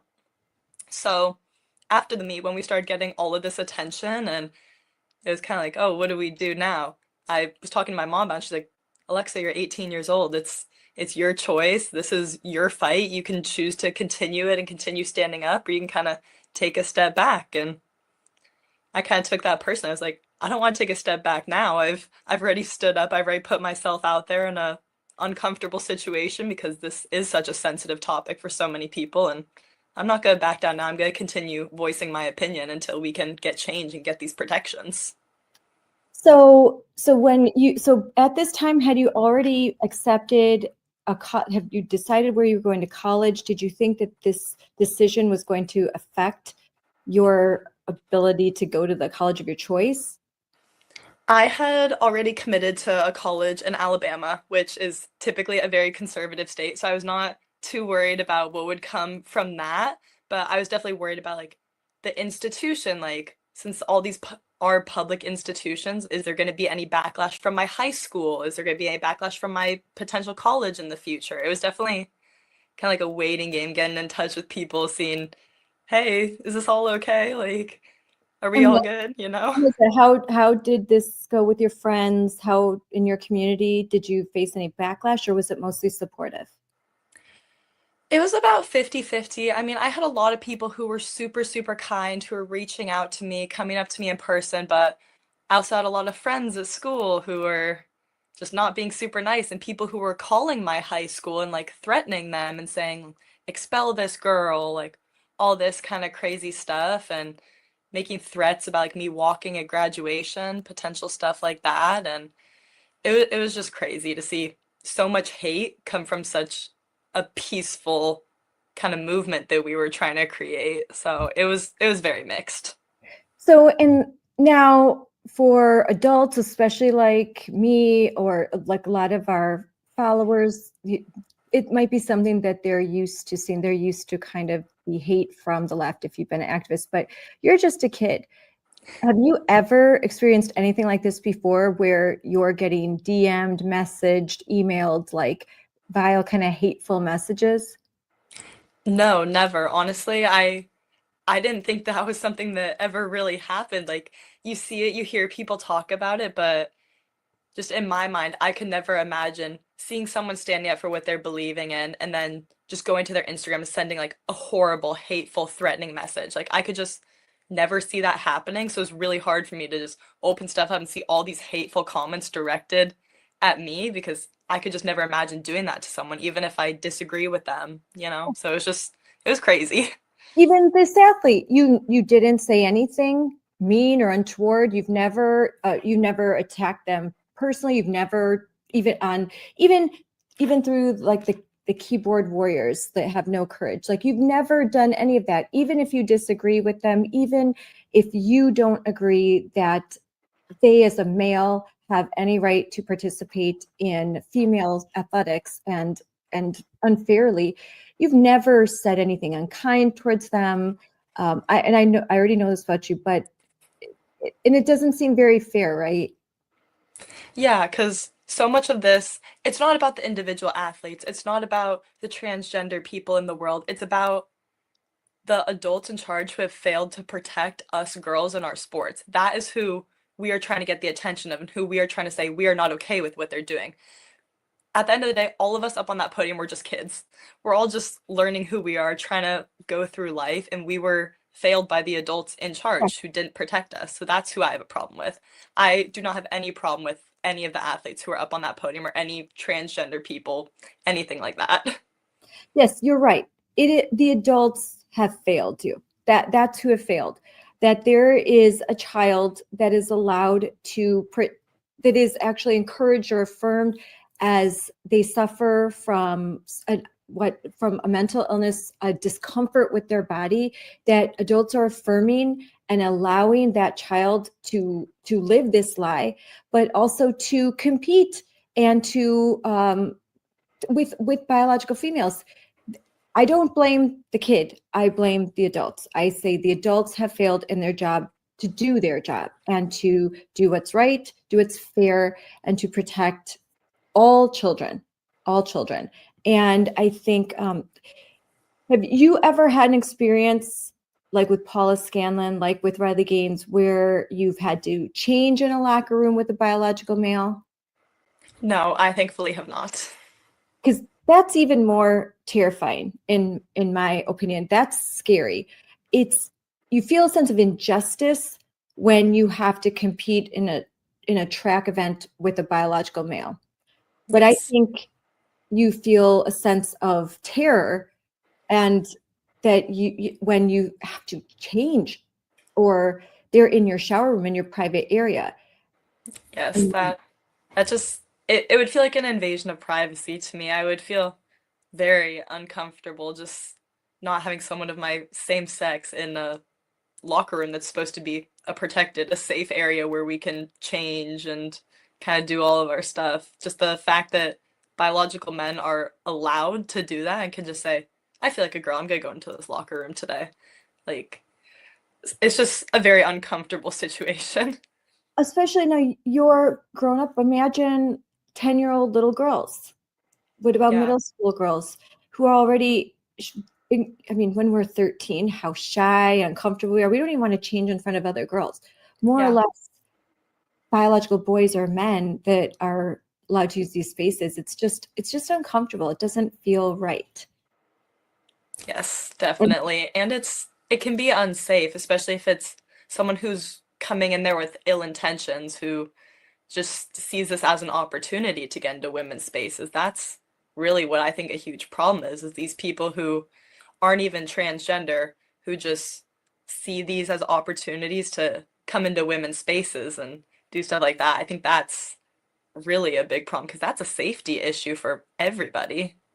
And now do you play volleyball in college in Alabama? No, I do not. I just do track. You do track, but you played volleyball when you were in high school. Yes. And that's more of contact sport, in the sense that, my daughter played volleyball for a little while, and we go to the volleyball games. But when they're when you're spiking the ball, I mean, that is pretty fast, and it can cause damage, as we have seen. Now, there's an issue where having a biological male on an all-female team competing can be a safety issue, because it's a team sport and there are injuries. Yeah, definitely, especially in more contact sports like volleyball, like basketball, soccer, all that kind of stuff. If we keep seeing this issue progress before we can get protections, I think we're going to see so many more injuries by girls, just because these biological men, they do tend to be bigger, they tend to be stronger, they tend to have more testosterone, which makes them faster, more powerful. So putting them in that kind of closed space where they're going to be like in physical contact, kind of in these physical sports, I think that's just gonna be really dangerous and not safe for anyone out on the fields. How do you feel when adults, because I've seen it, adults will tell you that there's no biological difference between males and females. Testosterone doesn't make a difference. I mean, as an adult, I'm like, are you crazy? But as a kid, when you see adults telling you that, how does that make you feel about adults and how you look at the world? When I hear people that talk like that, it just part of it kind of amazes me, but part of it I also maybe they don't understand. Maybe they haven't participated in sports. I kind of try to see both sides of it, that maybe they don't understand the difference, but then I also think about the biology classes I've taken my entire life, the sports I've participated in, how men's volleyball nets are higher than women's volleyball nets because men can jump higher. There's just all these little things throughout life that kind of differentiate the ability of men and women. And that's not to say that women aren't capable and amazing and strong and powerful. Just the way that we're built, we don't have the same athletic advantages as men. And I think it's kind of an obvious thing when you think about biology, when you look at the stats of the average height of a man, average weight, like how fast they can run a mile, that kind of stuff. It's always going to be greater for men than it is for women. And I just see that as a science-based thing. So when I hear people talking about that, I just kind of hope that they take a biology class. So I'm going to pull up, and I talked with Jennifer Say yesterday. I know you know her well. Yes. And this is a website we were discussing, shewon.org. And I've used this when I've gone to testify for protections for women and girls in sports. And what's really interesting here, and I encourage anyone, if they are sort of faced with these bad arguments that, oh, it's, you know what, there's no difference, that's old science, you know, there's new science, or they say this isn't happening, biological men aren't taking the spots of biological females. So here she won, and according to Jennifer, this is actually outdated numbers. She has some other numbers that are actually higher, but you can see the number of female athletes, the number of medals, competitions, and sports, the opportunities lost to women. And here, I mean, here you go. It's thousands, and Yeah. and if you want to, and this is, there's just really good data. So you could see, look at track and field. This is your area. So that Yes. is the area where a lot of these males are pretending to be females, claiming to be females. And look at 1,932 males are participating in female sports right now. That's a lot to me. One is too many, Yeah. but this is a lot. And I think now we're not seeing as much in these more contact sports, but we definitely will if we don't change. These are the number of lost podium spots: first place, second place, third place. Yeah. So It's a lot. it's a lot. And so when you stood up, this is you're fighting to make this stop, because it will Yes. only grow. It will only grow. And there is more data here, and I know I'll stop sharing, but there's more data there that will talk to you about, so that you can have this debate. It is a slam dunk, one that you can win. Unfortunately, you can't just say, oh, look at the differences, even though it's so obvious. Look at the differences. Yes, there's a difference between men and women. Doesn't make one superior to the other. It's just different. It is why we have female sports and why Title IX was created, to protect women, to give them opportunities that they did not have prior to 1972. Title IX gave women opportunities to actually play sports, to play them in high school, to have those sports funded equally, and then the protections so that women and girls would not be harassed and bullied and face sex discrimination. It was inherently a binary, male, female. And when you change the definition of women to include anybody who can claim they're a woman, then Title IX is eviscerated, because the whole point of it is to protect women and to give females opportunities in athletics and in academics. These are opportunities that were not afforded to women. These are new. These are relatively new. And it's just shocking to me. I'm sorry, I'm going on my rant right now. But what do you think of women who call themselves feminist and who deny biological reality and tell you that a woman is anything that if you put on lipstick and you grow your hair out and you paint your nails and you say, hey, I'm a woman, that makes you a woman? What do you think of the so-called feminists who espouse that view? I think it's a very complicated topic because in the world of sports, like we are separated for a reason because we have different abilities. In the walks of life, I don't care how people choose to live their life because it's none of my business. If they choose that they want to be they were born a male, they want to be a female, they want to dress up like a woman, all that kind of stuff. I don't think that's my business or my place to tell them. It is my business when it starts to affect me and other girls and our opportunities that we should be having but are taken away by biological males, like the girls who didn't even get to go to state because they were beat by a biological man at districts, or the girls who didn't get to even be on that podium or were bumped down a place and scored less points for their team. When it starts to affect others, I think that's when it becomes an issue. Yes, for me, and I agree. When it comes to how an individual chooses to live their life, that's up to them. It's about when there's the demand that I affirm it or that I deny biological reality and truth and tell them what they want to hear instead. Like Jennifer says, their feelings don't trump facts, and their feelings don't mean that. I don't have to affirm anyone's feelings.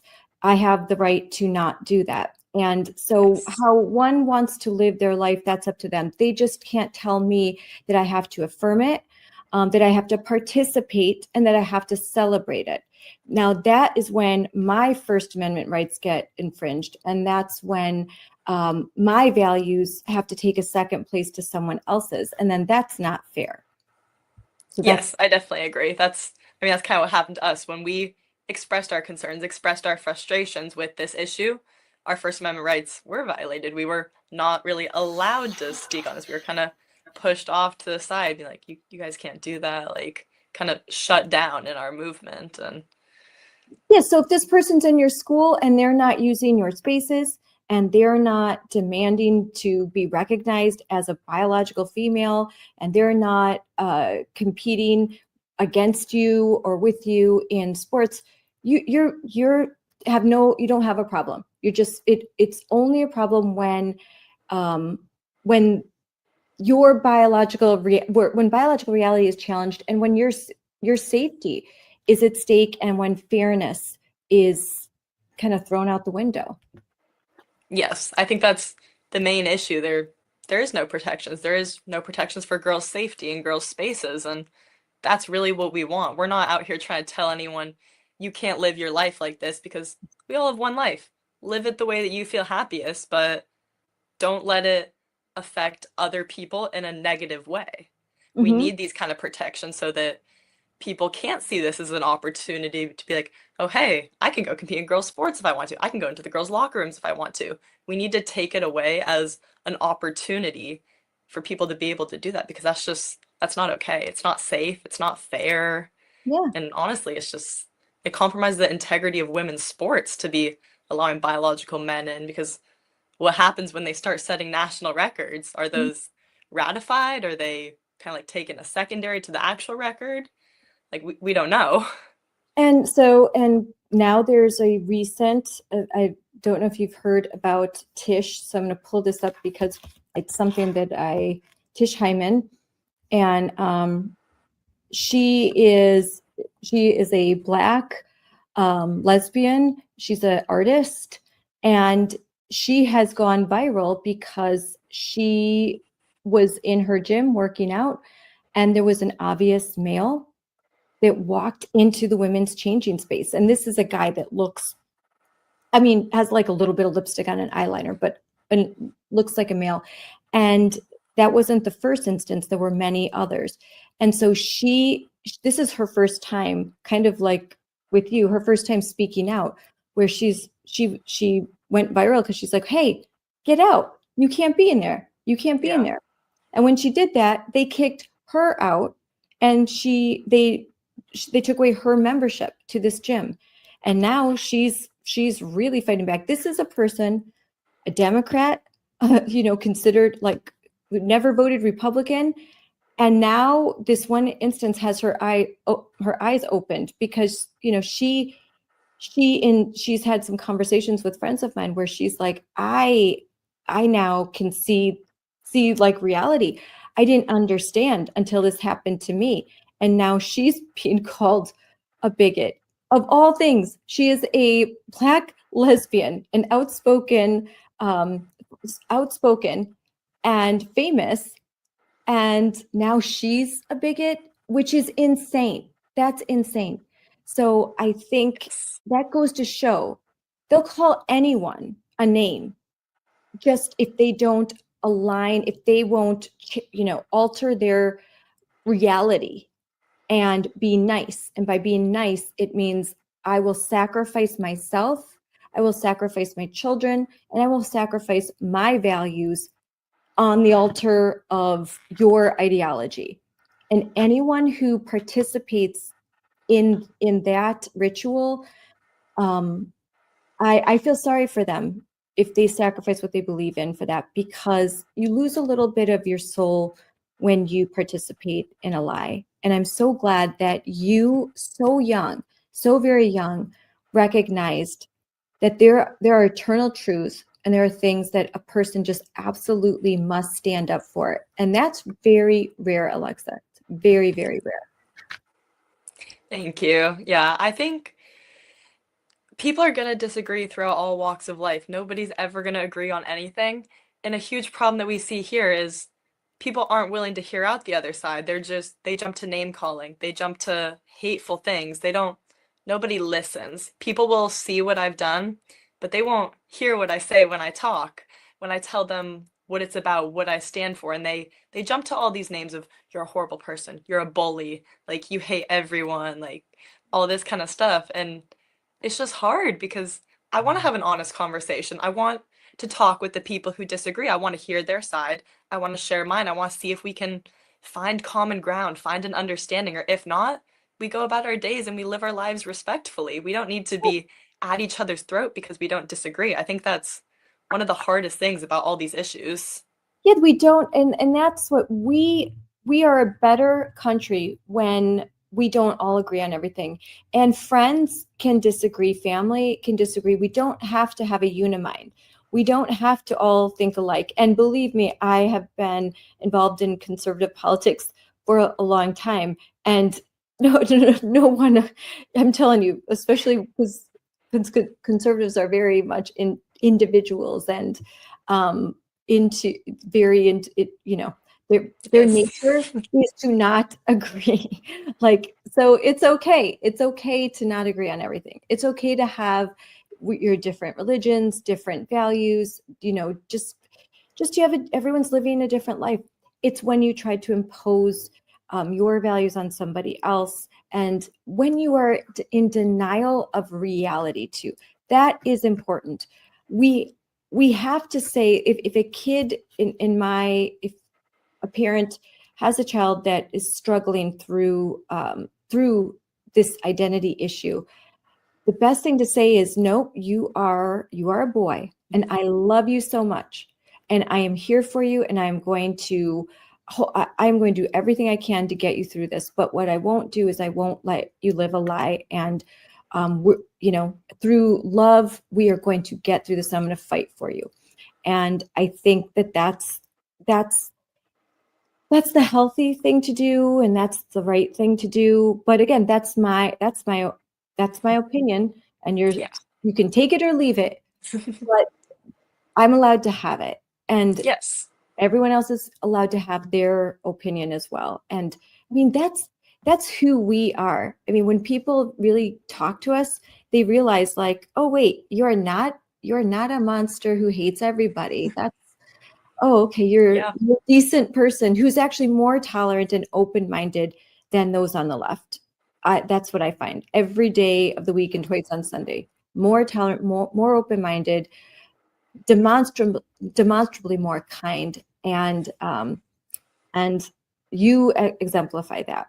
Now, I want to play some really good news that you were the recipient of a really prestigious award. And I'm going to bring this up, and we're going to.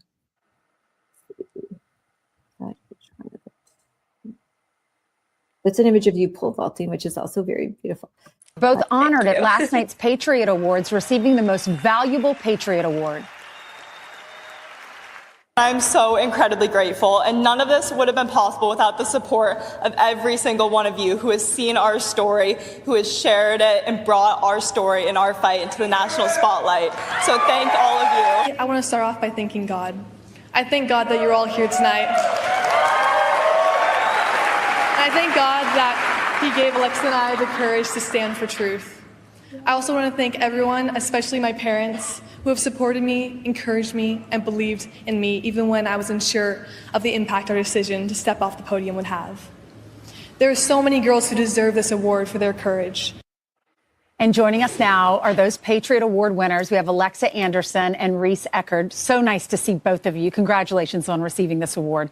Not easy to stand up for what you believe in. What was the reaction first from getting that award? What are your thoughts there? And what was the reaction from your friends?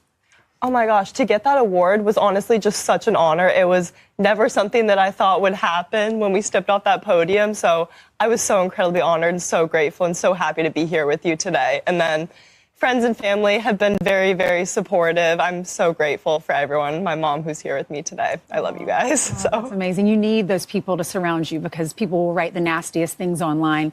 Reese, how about you? Both of y'all are at the college level now. You're at South Alabama, and you're at Biola, which is a Christian school in California. So you've continued to pursue your dreams with track. But what did that mean to you to receive this award and to be recognized for standing up for what you believe in? Wow, it's just crazy to be able to stand up for all the girls who are trying to compete in just high school or college, just knowing that we fought so hard to protect women's rights in sports, and to be able to say that we took a stand is just amazing. Alexa, the moment that y'all stood, you stepped off that podium and you turned your back, they stripped your medals from you. There was a lawsuit. Was it worth it? 100%. I think fighting for the rights of women in sports to have a safe and fair environment, this is going to be a fight that we're going to be part of for years, maybe even our lifetime. And it is so incredibly worth it if we can help all these girls to have a safe and fair environment. Yeah, we saw Riley Gaines stand up for women, and then she became pregnant and had a little girl. So it's interesting how God gave her a girl. She was standing up for the future of children, of girls, of women. Was it worth it to you, Reese? 100%. Yeah, I have two younger sisters who I think will compete at least in high school and maybe in college, but just I was always just reminded that I wanted to stand up for them and for all the future girls. Yeah. Elizabeth Eddy, I'm sure you're familiar with her story. She wrote an op-ed about this. She is a National Women's Soccer League player, a very good player. And she wrote this op-ed just saying that the Women's Soccer League needs to come up with some guidelines. And she got a lot of pushback, a lot of heat for it. Brian Kilmeade interviewed her the other day. Here's a little bit of her speaking on Fox and Friends. I would say in the professional sports world, it's really tricky because speaking out is a really difficult thing to do, because think about it. The mindset as a pro athlete is, I work my entire life for this. I'll do anything it takes, whatever the cost. And then the flip side of that is, even if I stay silent, even if I go along to get along, I'm willing to do that to play. So I think at the end of the day, a lot of my teammates, a lot of my peers do agree with what I'm trying to share, but they want to play back more than they want to speak up. And I understand that. And so there's a lot of fear involved because there's a high cost for it. So Alexa, she handled that with grace. She said, I'm getting a lot of name calling, even from some of her teammates. And she said, I'm getting married. I still want them all to come to my wedding. What's your reaction? I think that is so amazing of her to be such a big person that way, especially towards people who are being hateful towards her, because this message isn't about hate. Anything that she's saying, we're saying, none of this is about hate. None of this is about transphobia. It's just about protecting women and women's rights. So I applaud her for standing up and being so kind and gracious while doing it. Reese, it's not for you. People can live their lives however they want, but this is about fairness and standing up for women so that we're not injured when we're playing sports against someone who's stronger. Yeah. What's your reaction to Elizabeth Eddy? Yeah, I completely agree with Alexa and the fact that it's just about fairness in sports, not about what we think about if they want to be whatever they want to be, but it's just about sports and fairness and protecting girls. Yeah. Well, I'm very proud of y'all. It's not easy to do what you're doing at the college level, so congratulations. That was a great interview. That's a great interview. So talking about Elizabeth Eddy and what she's done, what do you think of what she's done? That took a lot of courage as well. And what effect do you think that's going to have on professional sports for women?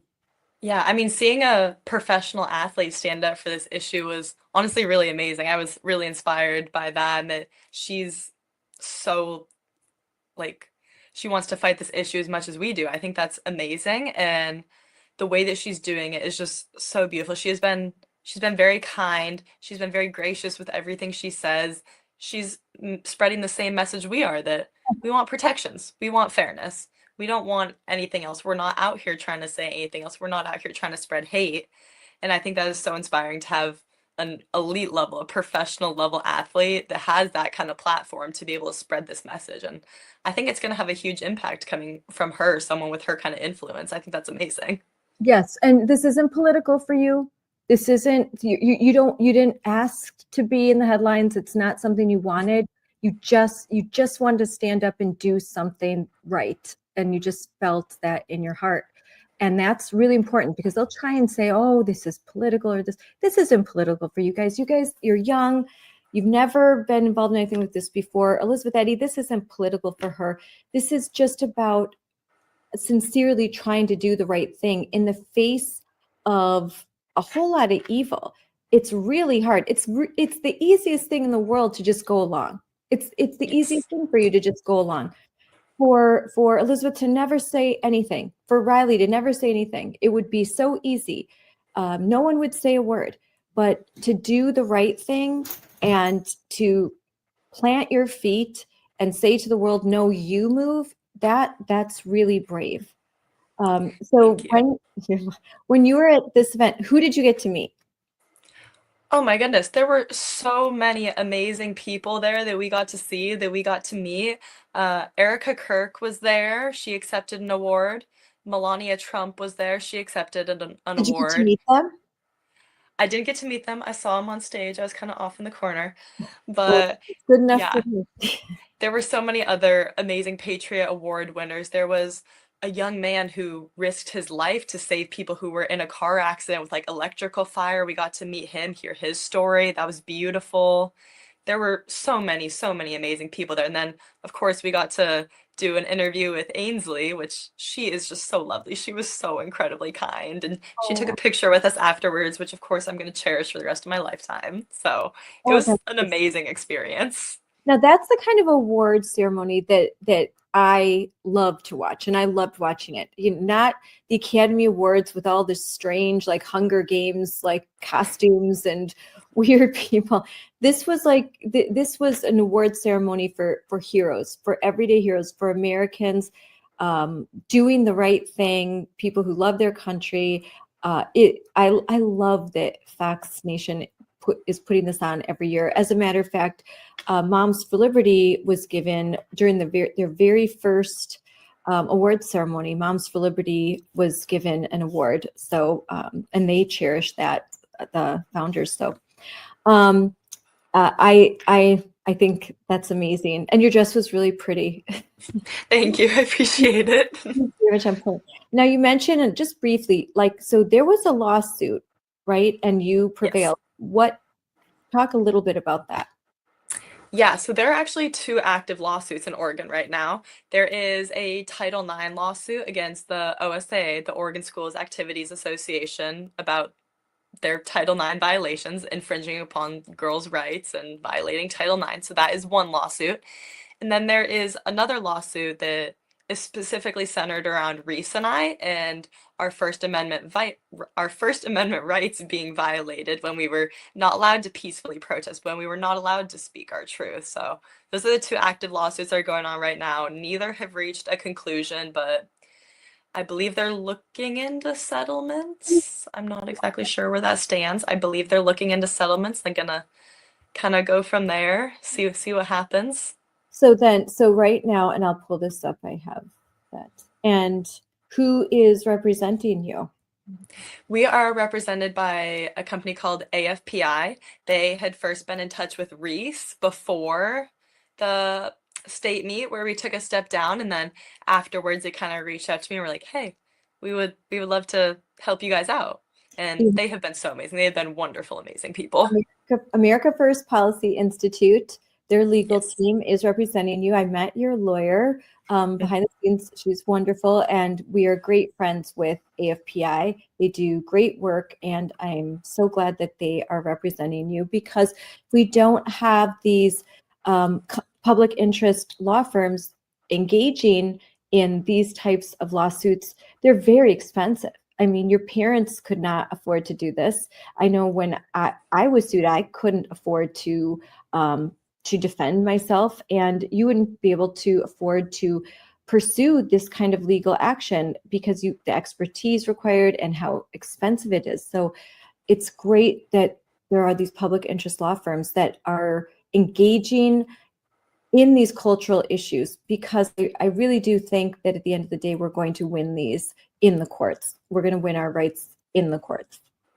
Yes, definitely. I'm so grateful for them and everything they've done, how kind they've been and supportive. And they haven't just been like business lawyers. They've been calling us, being like, hey, are you guys okay? Like, how's everything going? Is there anything we can do to help? They've not only been professional, but they've been amazing, genuine people as well.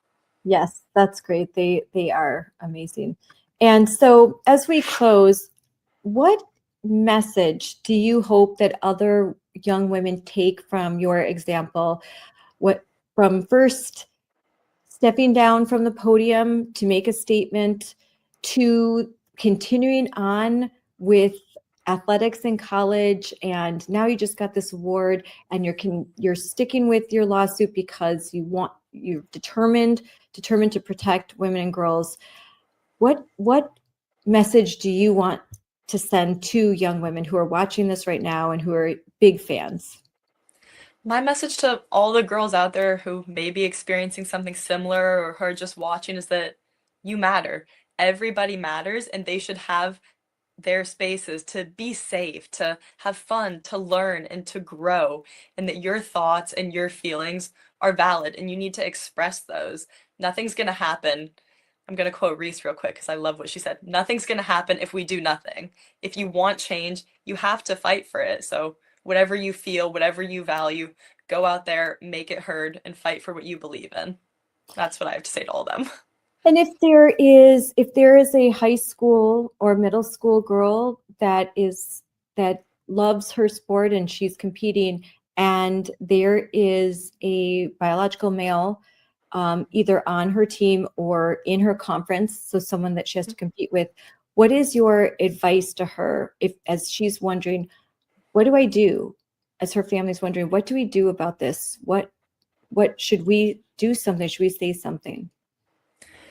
My advice is to hold your truth, to do what feels right to you. In that moment for me, I knew that I would be very upset with myself if I didn't stand up for what I believe in. So if that's what you believe that that's not fair, you should stand up for that. And you should just continue fighting for what you think is right, because at the end of the day, someone has to say it. Someone has to go out there and start a fight, start a movement. And it's not going to happen if no one does it. So you got to stand up for what you believe in. You got to do what you think is right. And would you tell them you're not alone, that there is a community now for you? Like Jennifer Sayes talked about that. You guys, you're building a community. Oh my gosh, yes, of course. There are so many amazing and supportive people that when you stand up, people are going to have your back. There's going to be hate. There's going to be people who are mean, who don't understand. But more than that, there's going to be so many people who are rushing to stand behind you, who are telling you what you're doing is amazing. We got your back. Continue going. And I think that's such a huge part of why we've all been able to do this and continue with this fight. It's because of the supports, because of the community. I'm so grateful for everyone who's been a part of that. Yes. And so now you're at the University of South Alabama. How do you see the future of women's sports, and what do you want college athletics to understand about protecting fairness? In the future of women's sports, I hope that no other generations of female athletes will even have this issue cross their mind of who's allowed into their spaces. I hope this is never something that they even have to think about. And I hope that the people in charge who make these rules will really sit down and think, is this fair? Is this safe? Because at the end of the day, it's just not. And that's what we need people to realize, that this is about women's rights and protecting us females. And that's what we have to do. Yes. And I think the more you speak out, the less likely that these individuals are going to participate, because maybe before everyone was quiet. Everyone just was quiet, and so it happened. But as soon as just a few speak out, then maybe an individual that thinks, oh, I'm going to, I competed as a male for the first 3 years of my collegiate life. This last year, I'm going to compete as a female and smoke those girls. Like, they will think, you know what, I probably shouldn't, because I don't want my name splashed all out there. And, so I think I'll just not do that. And I think that's kind of what we'd want to do, is just not make it easy for men to invade and take away our opportunities and take away our spots on the podium, the spots for my daughter in college. I mean, these are college scholarships. These, Yes. How many girls depend on a college scholarship to go to study at the college of their dreams? So many. College is an amazing experience, is an amazing education, but it comes with a very hefty price tag. And for people like me who have trained in athletics our whole lives, that's how we are getting ourselves through college, is through those opportunities that we got by being on that podium, being at those big meets. So we need to make sure that those spots aren't taken away, because this is how I'm going to continue the rest of my life. I'm getting my education and I'm going to use that in my future career. But if it weren't for sports, I wouldn't be able to be here now getting all of this information. And I would say to someone who thinks they don't understand, literally, like, when someone cuts in a line, I have seen people go irate. Like, that's not fair. How dare you cut the line at Disney World? You cut a line, everyone goes irate. So imagine when a male with all of their advantages takes the spot of a female. So just for a second, think of how it feels to train so hard, to work so hard, to have that camaraderie, and then to have a male come in and then compete against them. It's just that sense of, like, this just isn't right. This isn't fair. It's not about being afraid to lose. When you're an athlete, you're used to losing. It's rare to win. You train so hard to win. It's not that you're like, oh, I don't want to lose. It's about the fairness of it. You're willing to lose if it's fair.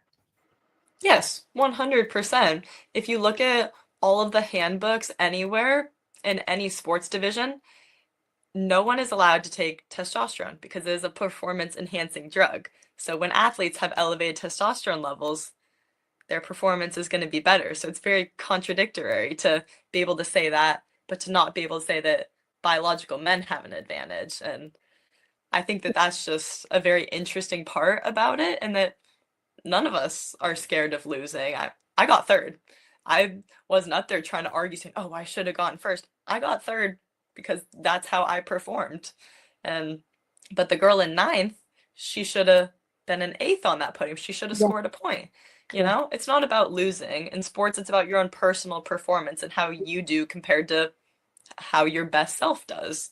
And this isn't about losing. This is just about having those opportunities to be fair and safe. Yeah. And for those who need a quick biology lesson, increase testosterone, increase muscle mass, increase lung capacity. There are so many things, we can look at. I'll post that, because sometimes I think people need a reminder that a male that goes through male puberty just has these inherent advantages, physical advantages. And I mean, that's why there are different standards for men and women when it comes to a lot of things as far as the performance. Now, doesn't mean that men are better than women. We're not saying any of that.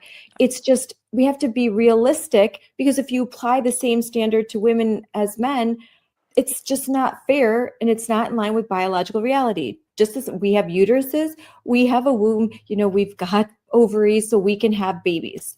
There are things that we can do. We have a higher pain tolerance than men.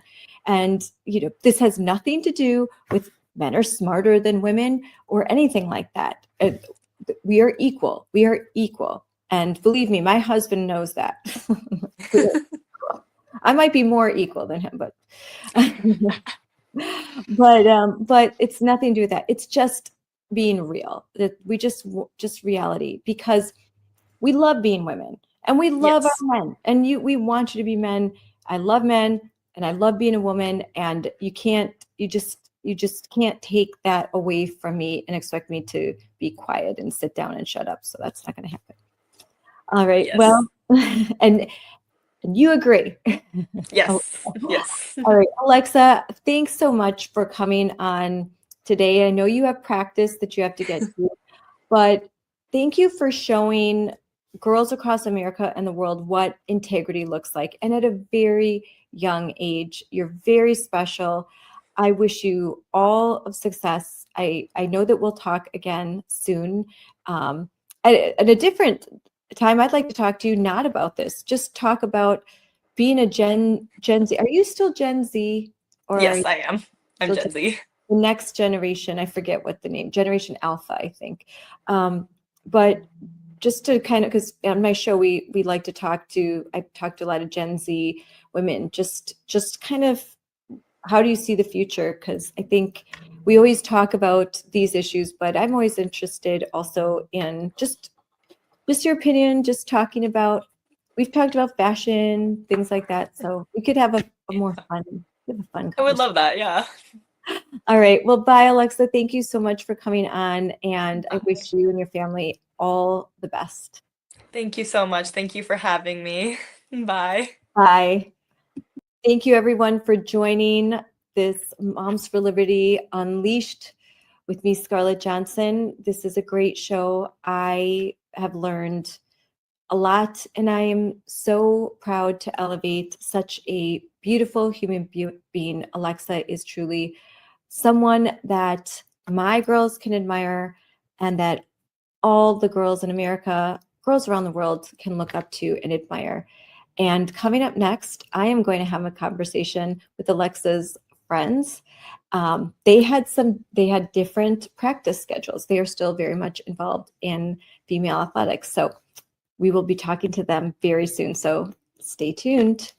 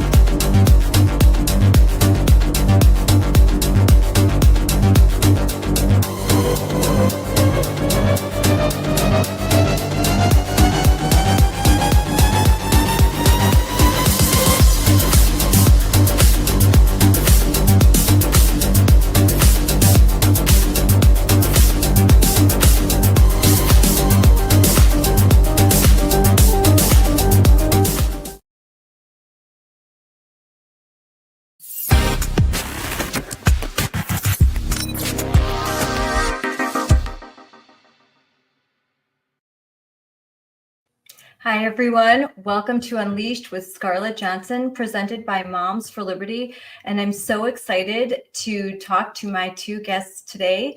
I had already interviewed Alexa Anderson, your friends. You guys all joined us at the Moms for Liberty Joyful Warriors Summit in Orlando.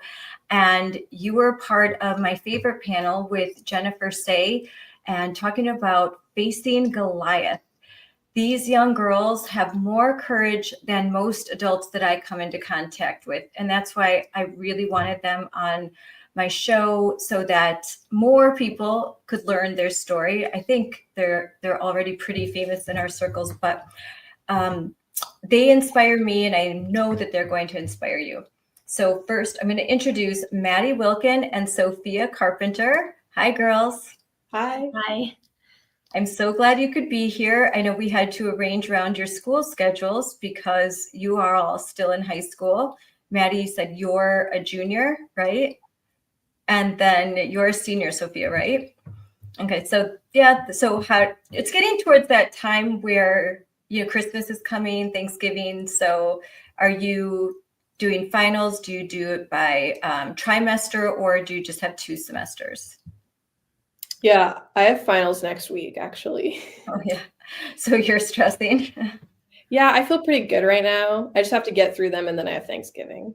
Yes, yeah, that's good. What about you, Maddie? Do you have, my daughter has been taking a lot of tests and she's got papers and presentations right now. Yeah, I actually have a test this Friday for trigonometry, but I think I have like 2 more weeks. I have at least 2 more weeks until I have my break, but then I'll have a week off. Yes. And wrestling will start. So I'm really excited.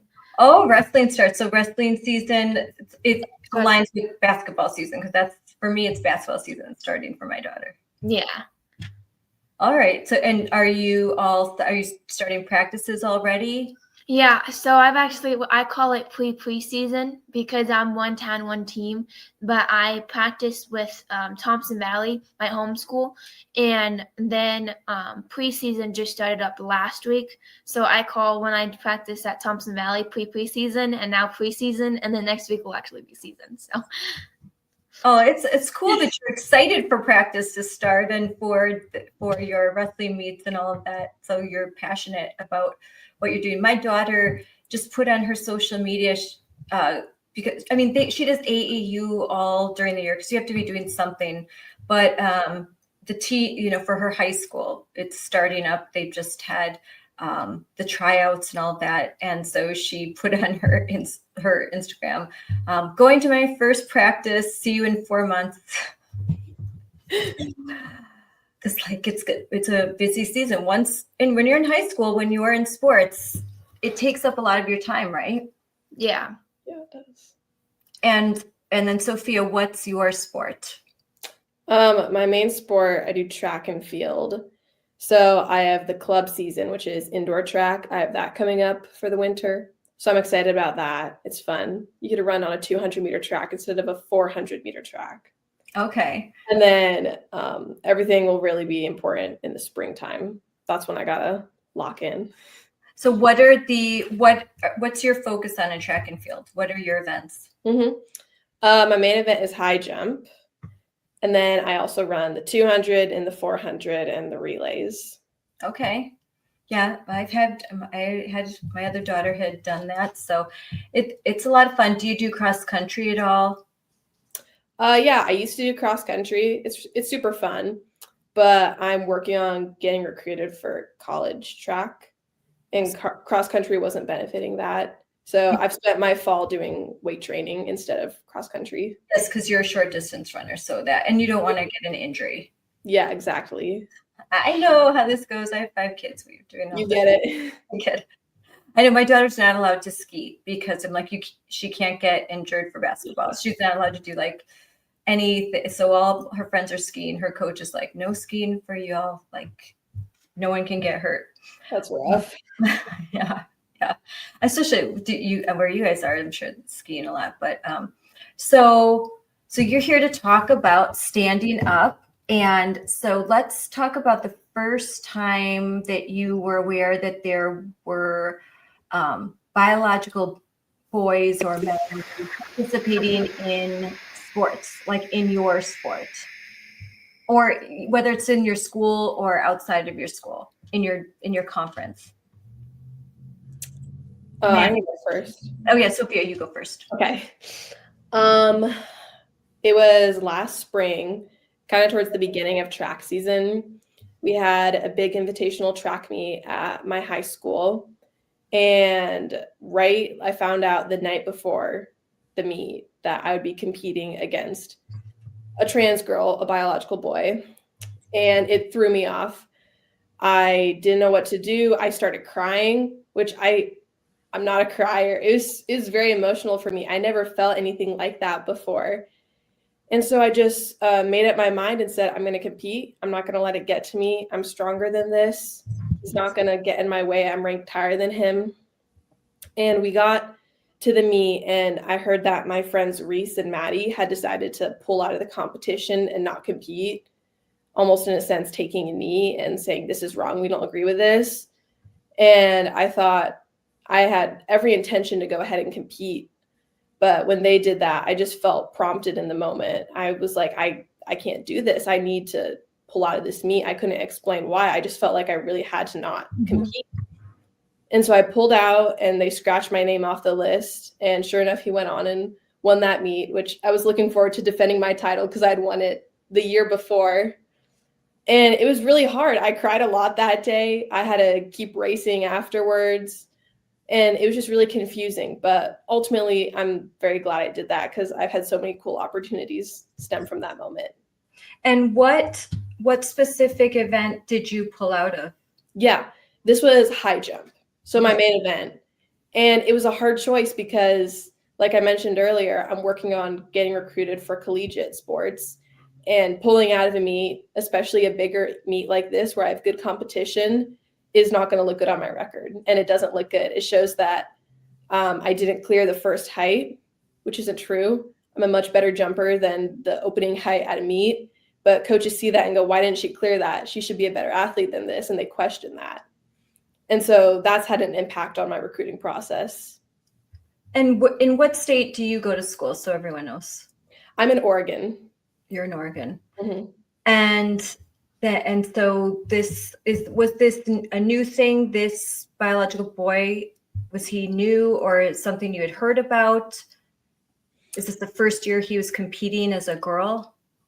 Yeah. So to my knowledge, he had done track before a couple years prior as a boy in the boys division, and he wasn't winning. And now a couple years later, he came back, transitioned as a girl. Actually, I take that back. I'm not sure if he's transitioned or not. Just decided to become a girl because that's all you have. Exactly. Competed in the girls category.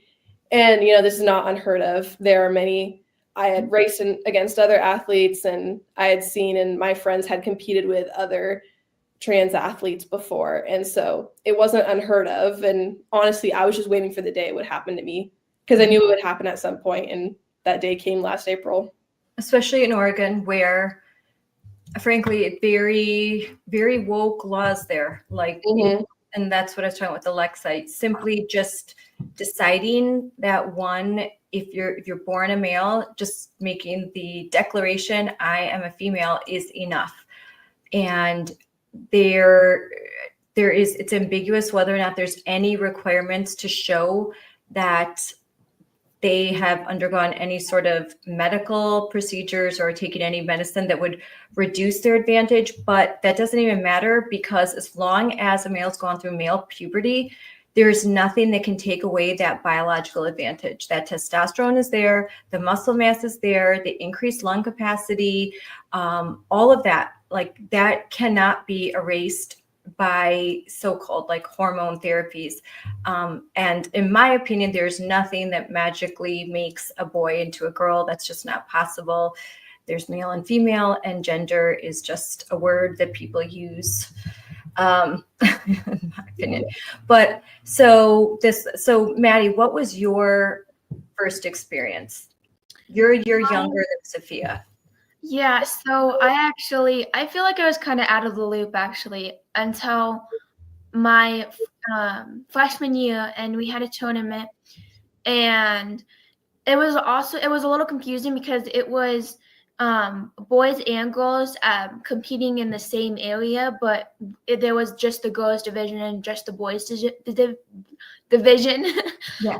And but when me and my whole team walked in, I kind of said this at the summit, but like our eyes kind of like went straight to this strong person, but we didn't really know what was happening, but we were like that person, it knows what they're doing, and like that sucks for whoever is gonna wrestle.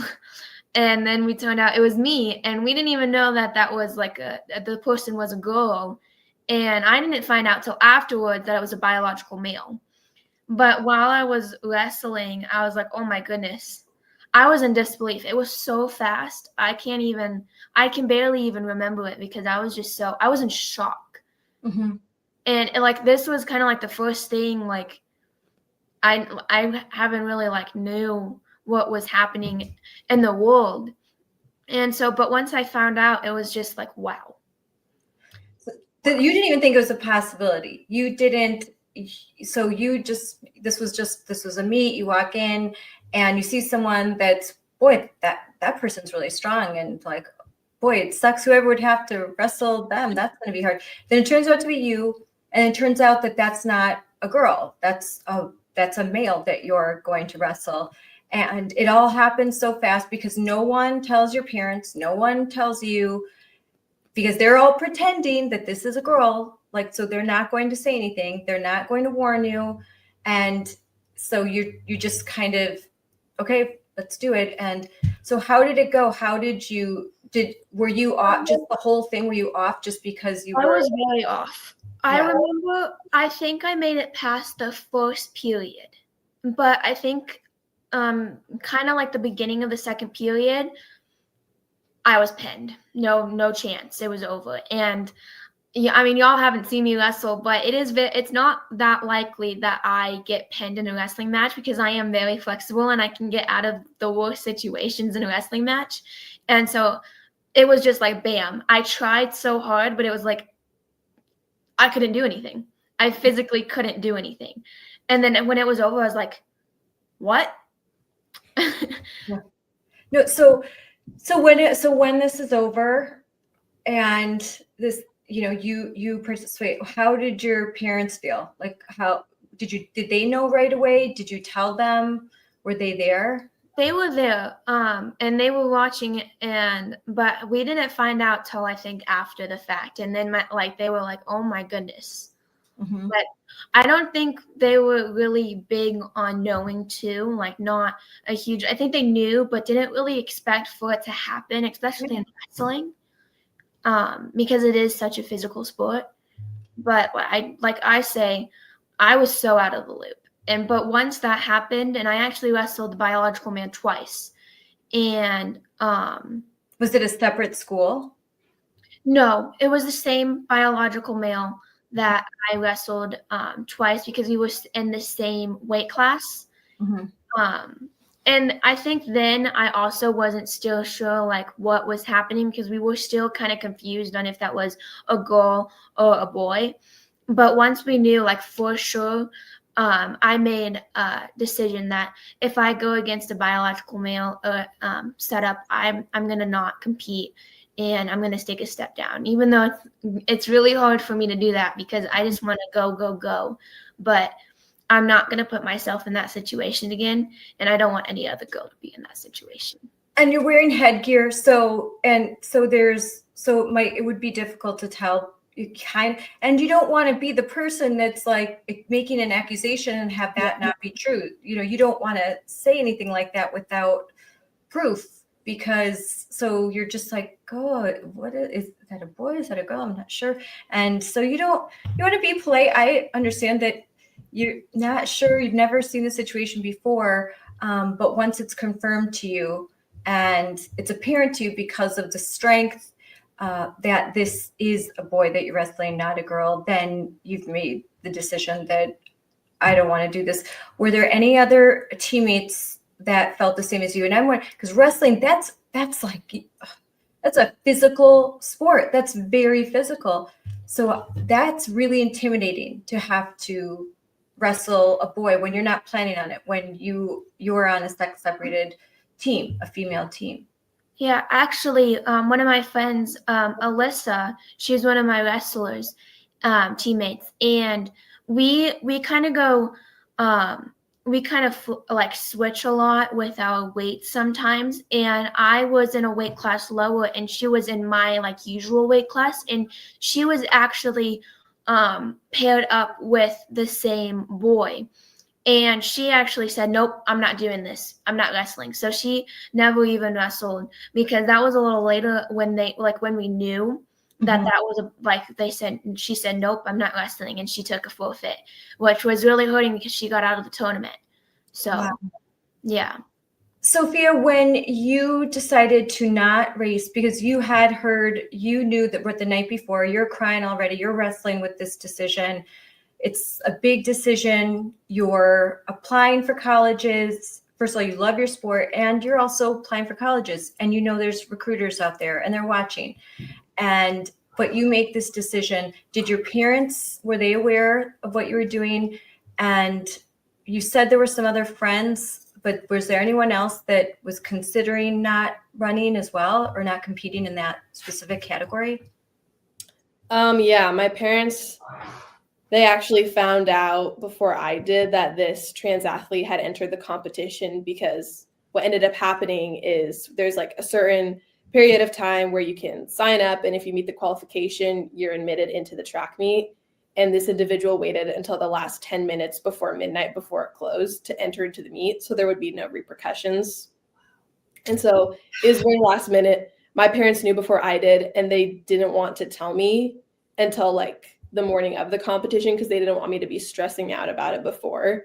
But I got online and I found out on my own.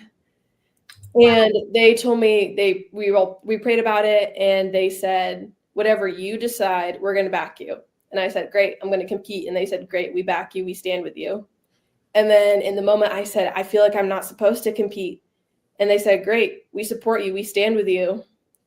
And so I've had so much support from my family there. And then in the moment, my friend Maddie and Reese, they also stepped out. And then another teammate, she also stepped out with me too. So there was 4 of us in total that withdrew from this competition. And also the 4 of us that did withdraw, we were seated in the top 5, top 8. Like, we were supposed to place high at the meet, and we all drew out. And this was when did this happen? This was last year? Yes, this happened in April. I think it was about mid-April. Okay, I'm going to look for some images of that. And so then what happened when you decided not to participate in that event? How did this all get on social media? Yeah, so I think the first person that picked it up is Dave Brown. He lives here in Newburgh, and he has his own podcast, the Dave Brown podcast, and he's great. He is in full support of protecting women's sports and other rights. And he was the one that reached out to me and said, hey, would you and your mom want to come over and do an interview? And it's just sitting in his living room on his podcast. And I was terrified. I said, Mom, I can't do this. And she said, no, Fia, you need to do it. This is an open door. You need to take this opportunity. Yeah. So I did it. I was terrified. I stumbled through my words. And now here I am in another interview. And I've done other interviews too. And I'm so glad I took that first step. It was so hard to get going. But once I did, the story picked up momentum. America First Policy Institute, they approached me and the other girls, and they said, hey, we will sue. If you give us the go ahead, and if you give us your testimonies, we will sue, like, on behalf of you, the state of Oregon, the Oregon State Activities Association, our governor, Tina Kotek, our Department of Education, and the districts that we compete in. And so we ended up suing, which is crazy to say, but, you know, that's the steps that need to happen to create change, because our governor said that she is not going to listen to President Trump's executive order. Yep. And my state is in full denial of that. And so that's what we had to do. Yep, that is exactly what you have to do.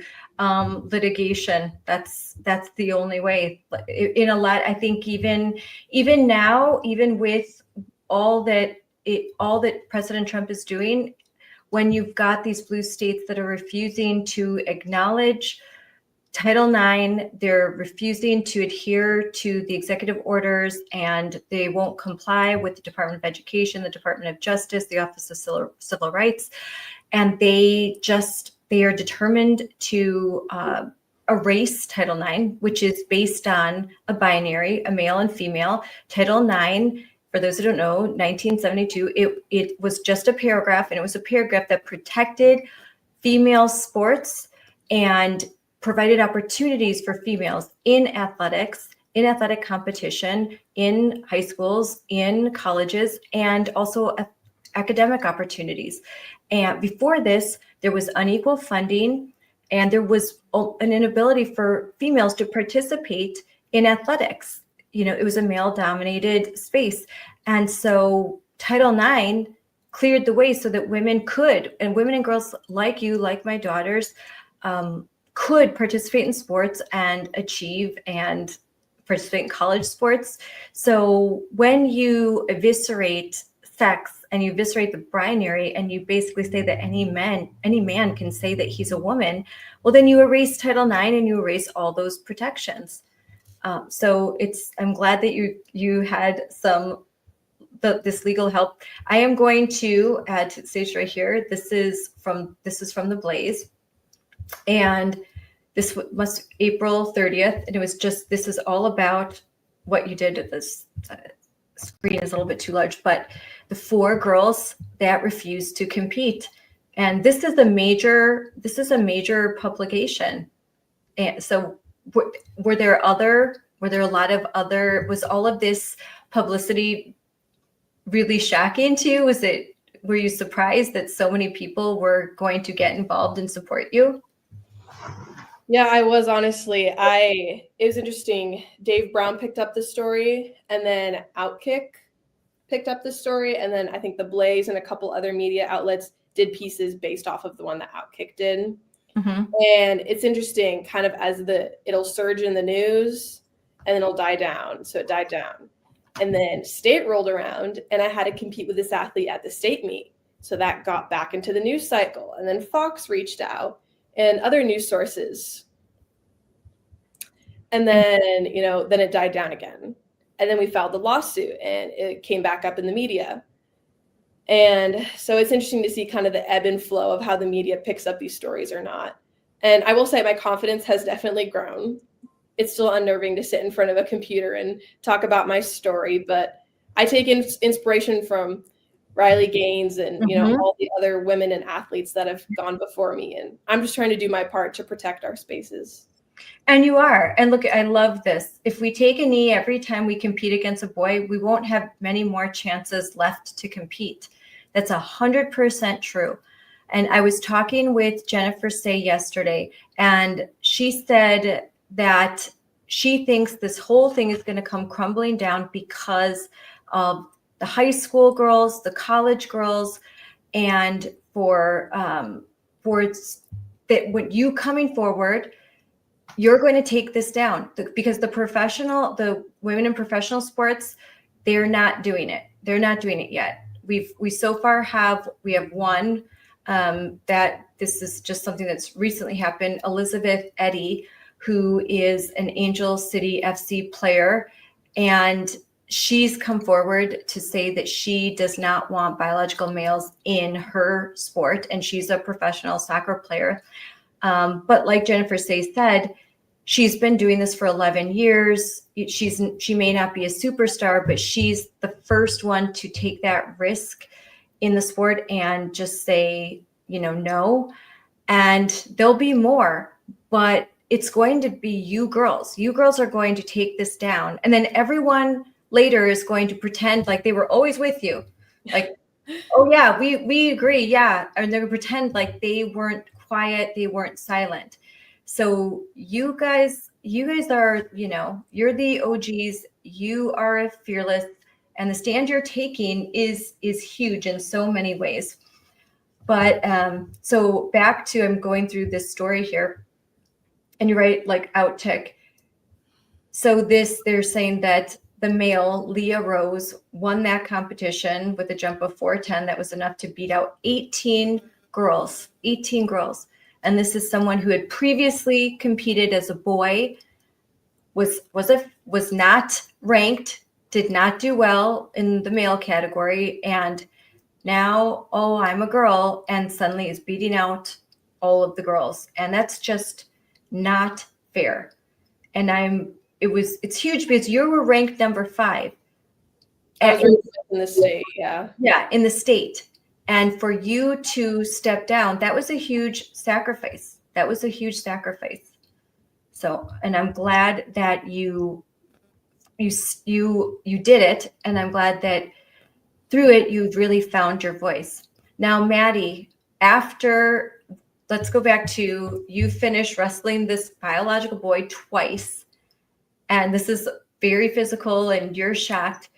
Your friend after you says, heck no, I'm not doing it, and doesn't do it. So what happens next? What does it look like in your school when with your friends, with your teammates, when you're like, I'm not doing that again?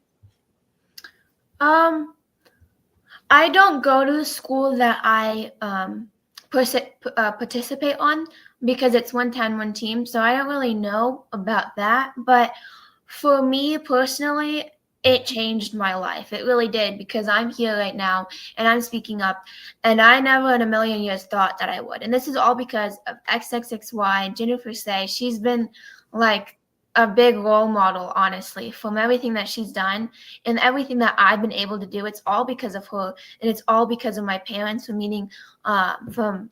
because I stood up it all started with standing up at a school board meeting. That's where it all big started off with, is standing up at a school board meeting. And I got seen, people saw me, people heard me.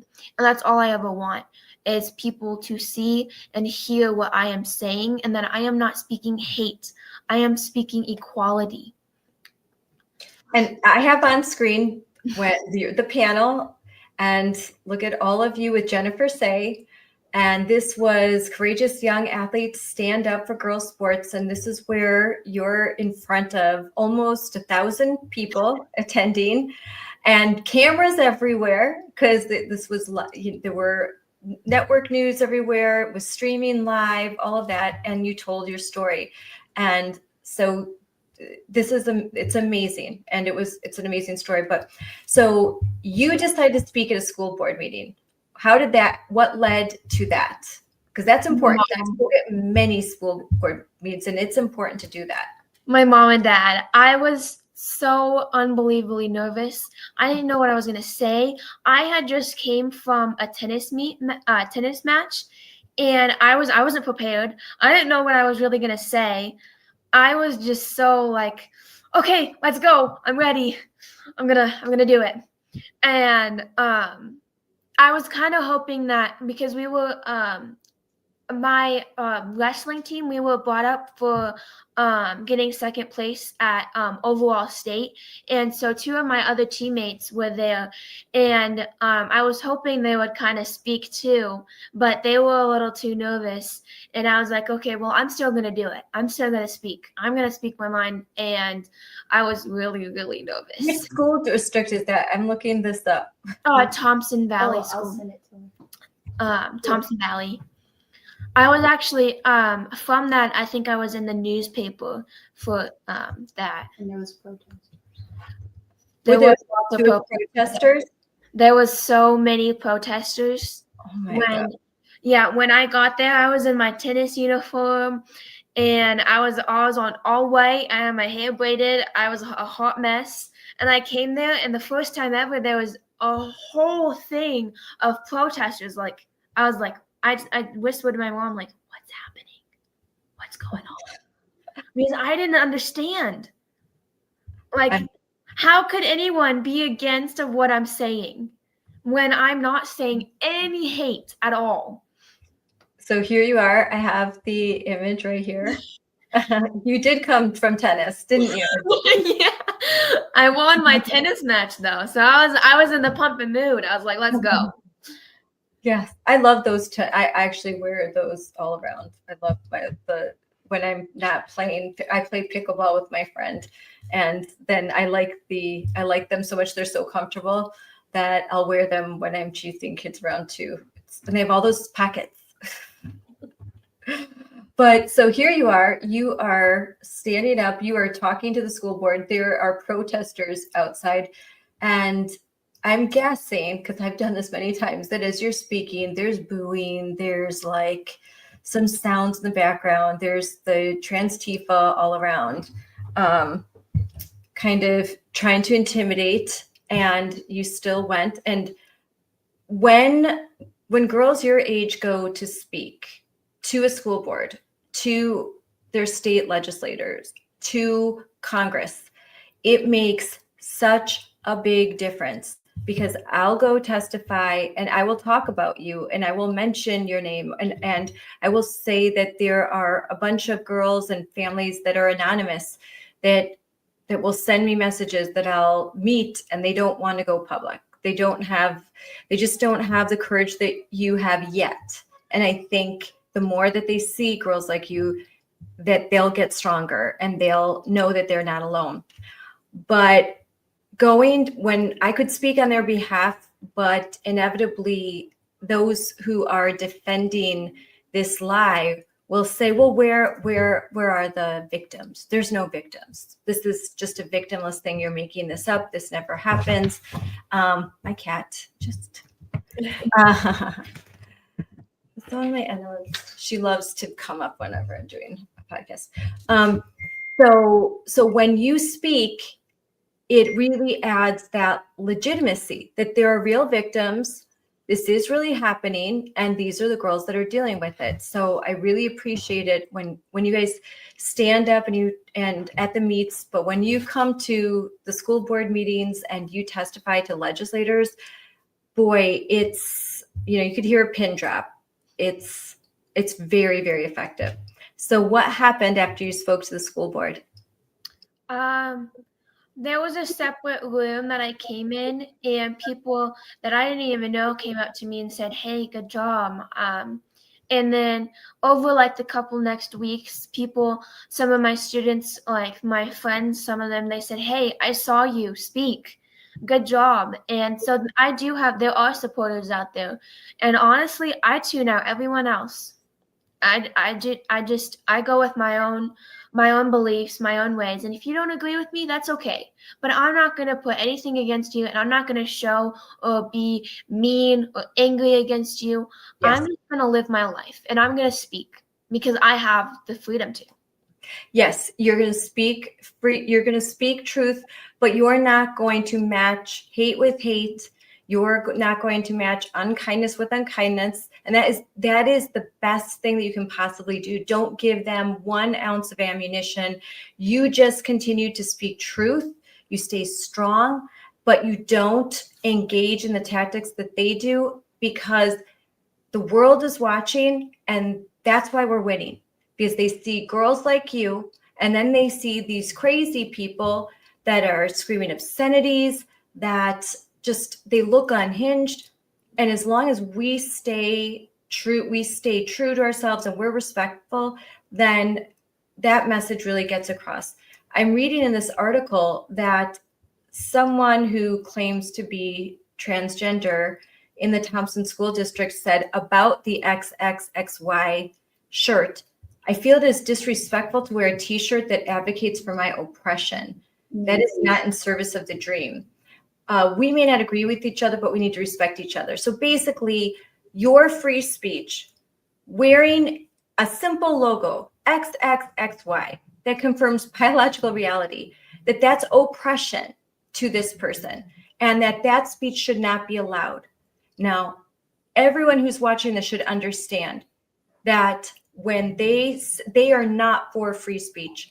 If the wearing of Jennifer Say's XXXY gear is considered oppression, and it shouldn't be allowed on school premises or at a meet, that's tyranny. That is the silencing of voices. And that's a very shocking thing, I think, to say. What have you girls experienced this, that even wearing gear that says XXXY can agitate some people? Not directly for myself, but I've offered other people, hey, do you want to wear my XXXY shirt? Do you want to borrow it for this, that, or the other? And it's like, oh no, I don't want to make people upset.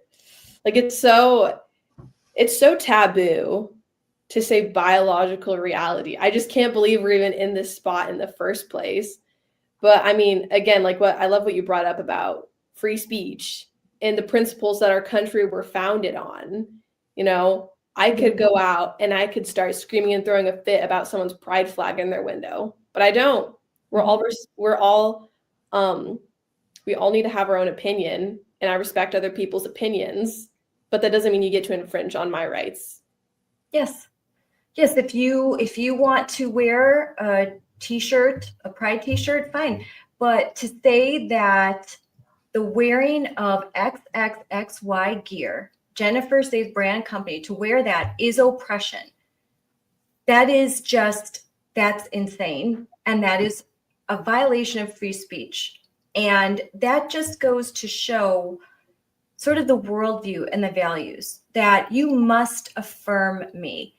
And if you don't, you're not a good person and you're oppressing me and I don't feel safe. And it's just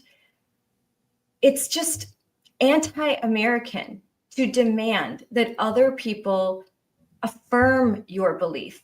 You're allowed to have your belief. You're allowed to whatever religion, whatever ideology, whatever political party, you're free to engage in those activities and have your own beliefs, but you're not free to impose those on other people and demand that they engage in your rituals, that they participate in your rituals, and that they affirm your worldview publicly.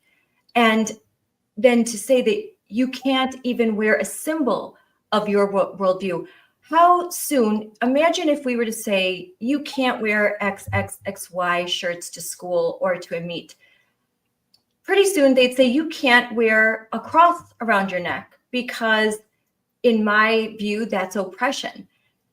That wouldn't be very far from that. So I think we have to make sure that we keep standing up for free speech. These girls, you girls aren't making any statements. You're not trying to disparage. You're not trying to bring anyone down. You're just trying to say that in female sports, only females should participate. Actual females, biological women. You cannot just say, hey, I feel like a woman today. And I didn't do very well when I was a male athlete. So, I want to win some awards and I need a scholarship to college. So I think I'm going to grow my hair out and put on some lipstick and let's go. That's not fair. It's not truth. And it should not be, adults should not be allowing this. And they're letting you down when they do. How do you feel about the adults around you that won't stand up, that continue to affirm this? How do you feel as you're young? You girls are young. How does that make you feel about the adults in this country, the ones that won't stand up? It makes me a little sad. And I mean, I know everyone has their own story, but what makes me the most upset is that they won't even listen. Some people won't even listen. It won't even go in one ear. They tuned everything out, and then when it's their time to speak, they speak, and they expect us to listen. And you know what? We do, but they do not listen to us. And that is what really makes me upset, because I am fighting and fighting and fighting. Everyone is. And yet they are not able to listen to us. The people they say they want to support and help. Because we are kids. We're a part of that. We're a part of what they're wanting to help and improve. But they're not listening to us. They're not listening what I am saying and what everyone else is saying. And it's just, that's the biggest thing that upsets me. I once had a conversation with my dad. I'm like, well, no one's listening to me. What do I do? And, my dad, he says, don't give up. Don't give up. Mm-hmm. Because even when I'm in the lowest, my dad is there and my mom is there. And they say, you know what? If they're not listening, so what? Because I'm living this. This is my story and this is my life. And I'm going to continue to speak, even if no one in the gosh dang world will listen to me. Because everyone matters. Absolutely every voice matters, if I agree with it or not. And so that speech really just made me like, I gotta go. I'm not gonna stop because one person or 50 million people aren't listening. Because someone out there is. And someone out there needs to listen and is hearing me and is not alone. Well, a whole lot of people are listening right now. And I can guarantee you that. Maddie, so when you spoke to your school board, what was the vote? What did they decide? You were speaking to the fact that this is happening. I'm guessing they didn't change. Did they change their policy? There was no vote. They didn't do anything. They didn't do anything. They didn't do anything. Yeah, because I don't know if y'all know, but Nancy, she's the only kind of person who listens to everyone. Yeah, and so only one person against everyone else. It's not that helpful, and so not a whole lot can change. But and I knew that going into it. I knew it, but I looked them dead in the eyes, and I still talked. Amen. I can't tell you how many meetings I've spoke at where I know that they may not vote differently, but someone might be listening, and these meetings are recorded, and someone could be watching. Somewhere this message is going to be heard. You are doing the right thing. Absolutely 100%. Alexa, for you. So you're a senior. Do you know where you're going to college next year? I don't. I'm looking at 6 schools right now. A lot. And is a consideration for you their policy on this issue? Yeah, at this point, obviously Riley Gaines is suing the NCAA over this issue. I know that the NAIA division has already said, no, you have to compete in your biological sex category, because we have to say that at this point. We can't just say gender. And so I love that. I'm looking at an NAIA school. But I do think it's really hard because I have all these opportunities at these NCAA schools that, I don't know if I will have to compete against more male athletes. And, I am looking at some Christian schools, and I won't have an issue with any of my teammates in that setting per se. But that's a private school. Yeah, because it's a private school. But after experiencing this in high school, I'm not really fazed about college. It happened junior year, whatever, I can deal with it. Yes. Well, there is good news because there are 2 Supreme Court cases that were granted certiorari, and both of these cases are dealing with sex-separated sports and whether or not that's a violation of the 14th Amendment Equal Protection Clause. And I was just at a conference talking to a bunch of constitutional lawyers that work in the public interest space for conservatives, and they feel pretty confident, and they normally will not say that, but they feel pretty confident that the decisions that are going to come down probably by May or June, just like last year with Montgomery County and the Mahmoud decision and Skrmetti decision, those came down later. They feel very confident that there should be some good news, and that would provide the protection that I think the NCAA could not get around it, because the question will be, they have granted cert for that specific question. Is it a violation of the Equal Protection Clause to have sex-separated spaces? and they say, nope, it is not, then I think that's more positive movement. Ultimately, it would be great if Congress would be able to once and for all define sex. I mean, we pretty much think they did in 1972, but if some of the legislation that they've tried to pass would actually get through, that would be wonderful. But I think that what's happening with the Supreme Court, that's going to be very, very helpful in blue areas, where, I mean, the governors, they're not moving an inch, and they're just filing lawsuits. And so, can only hope for more of Team Sanity to come together. And it's going to take girls like you. It's going to take more and more girls like you standing up. They have to. The more that there's courage, the more that girls like you stand up and say the emperor has no clothes, the closer we get to ending this absolute bizarre nightmare that we're in right now, where men can just say that they're men, and that women who call themselves feminists are defending it. It's just bizarre. So there's a lot of pressure, and you've talked about this. There's a lot of pressure on girls to just stay quiet, and the culture of a team in sports is to obey, right? Like it's sort of like with the military. Like, you work together, you're a team. You drill, you follow the rules. So that's kind of drilled into you very young. So it's hard, I think, to say, now you can't follow the rules on this one. On this one, you have to speak out. So what's your advice to girls when are told, just be quiet, just don't say anything? I think something I would say is, what do you want to be known for?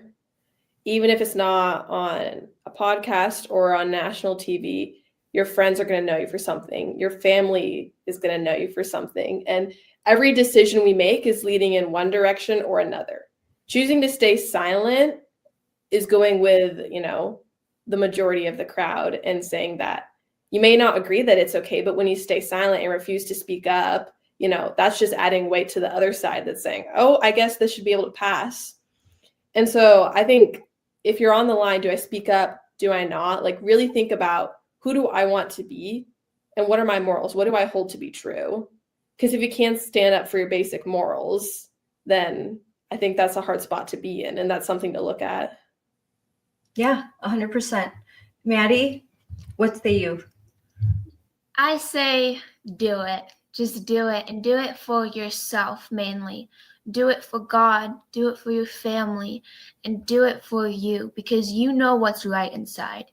You know that this is something you need to do. This is something you can do. Ask yourself, am I doing everything I can? Am I making myself happy by standing up? And I'll say this, I am 100% a rule follower, 100%. And to me, I am following the rules, because I'm standing up for what I believe in, and I am listening to myself. I'm listening to God. And that's the biggest thing, because I would just say, do it. Do what you think is right, because it most likely is. And if it's not, that's okay, because God has a plan for everyone, and he has a path for everyone. And that path is for you to stand up and speak. Speak what you think and speak what you believe in. Well, that's civil disobedience, right? That you follow the rules, but when there is a rule that is in contradiction to God's law, to truth, when there's a rule that would tear at your own soul because it would force you to publicly say that something that's a lie is true. Jordan Peterson has said that when you put it out there, when you say that a lie and you put it out there, it tears at your soul. It does something to you. I think you lose a piece of yourself. But when in the face of all odds, you're able to speak a truth, even if everyone tells you don't do it and you still do it, I think you develop a superpower because you're still standing after. And everyone told you, you should never do that. Don't ever do that. You'll get canceled. You'll be ruined. And you do it. And you do it anyway. You do it because it's the right thing to do. And then you find out that not only you're not canceled, you have a whole support system. There's a whole group of people all over the country, all over the world that are reaching out to you saying, thank you for doing that. Thank you for being my voice.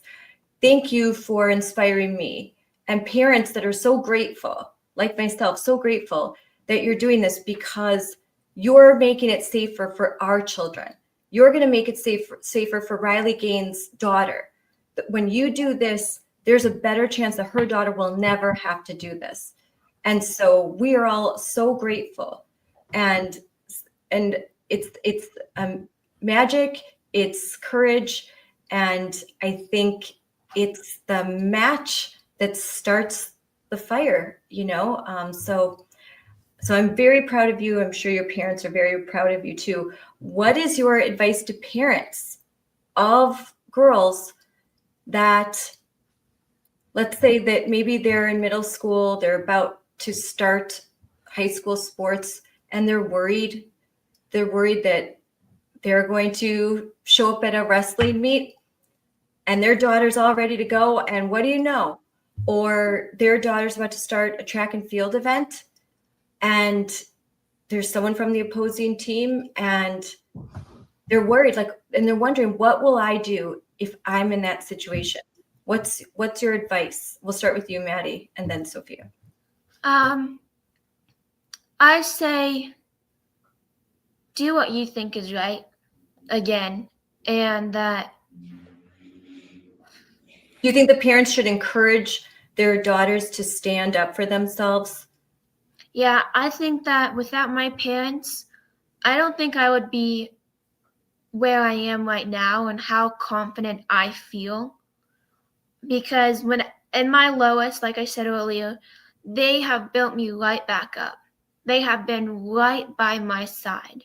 Whenever I am upset or sad or hurt, they're right there cheering me on. So as parents, I say cheer them on and be their best supporter because that's what they need.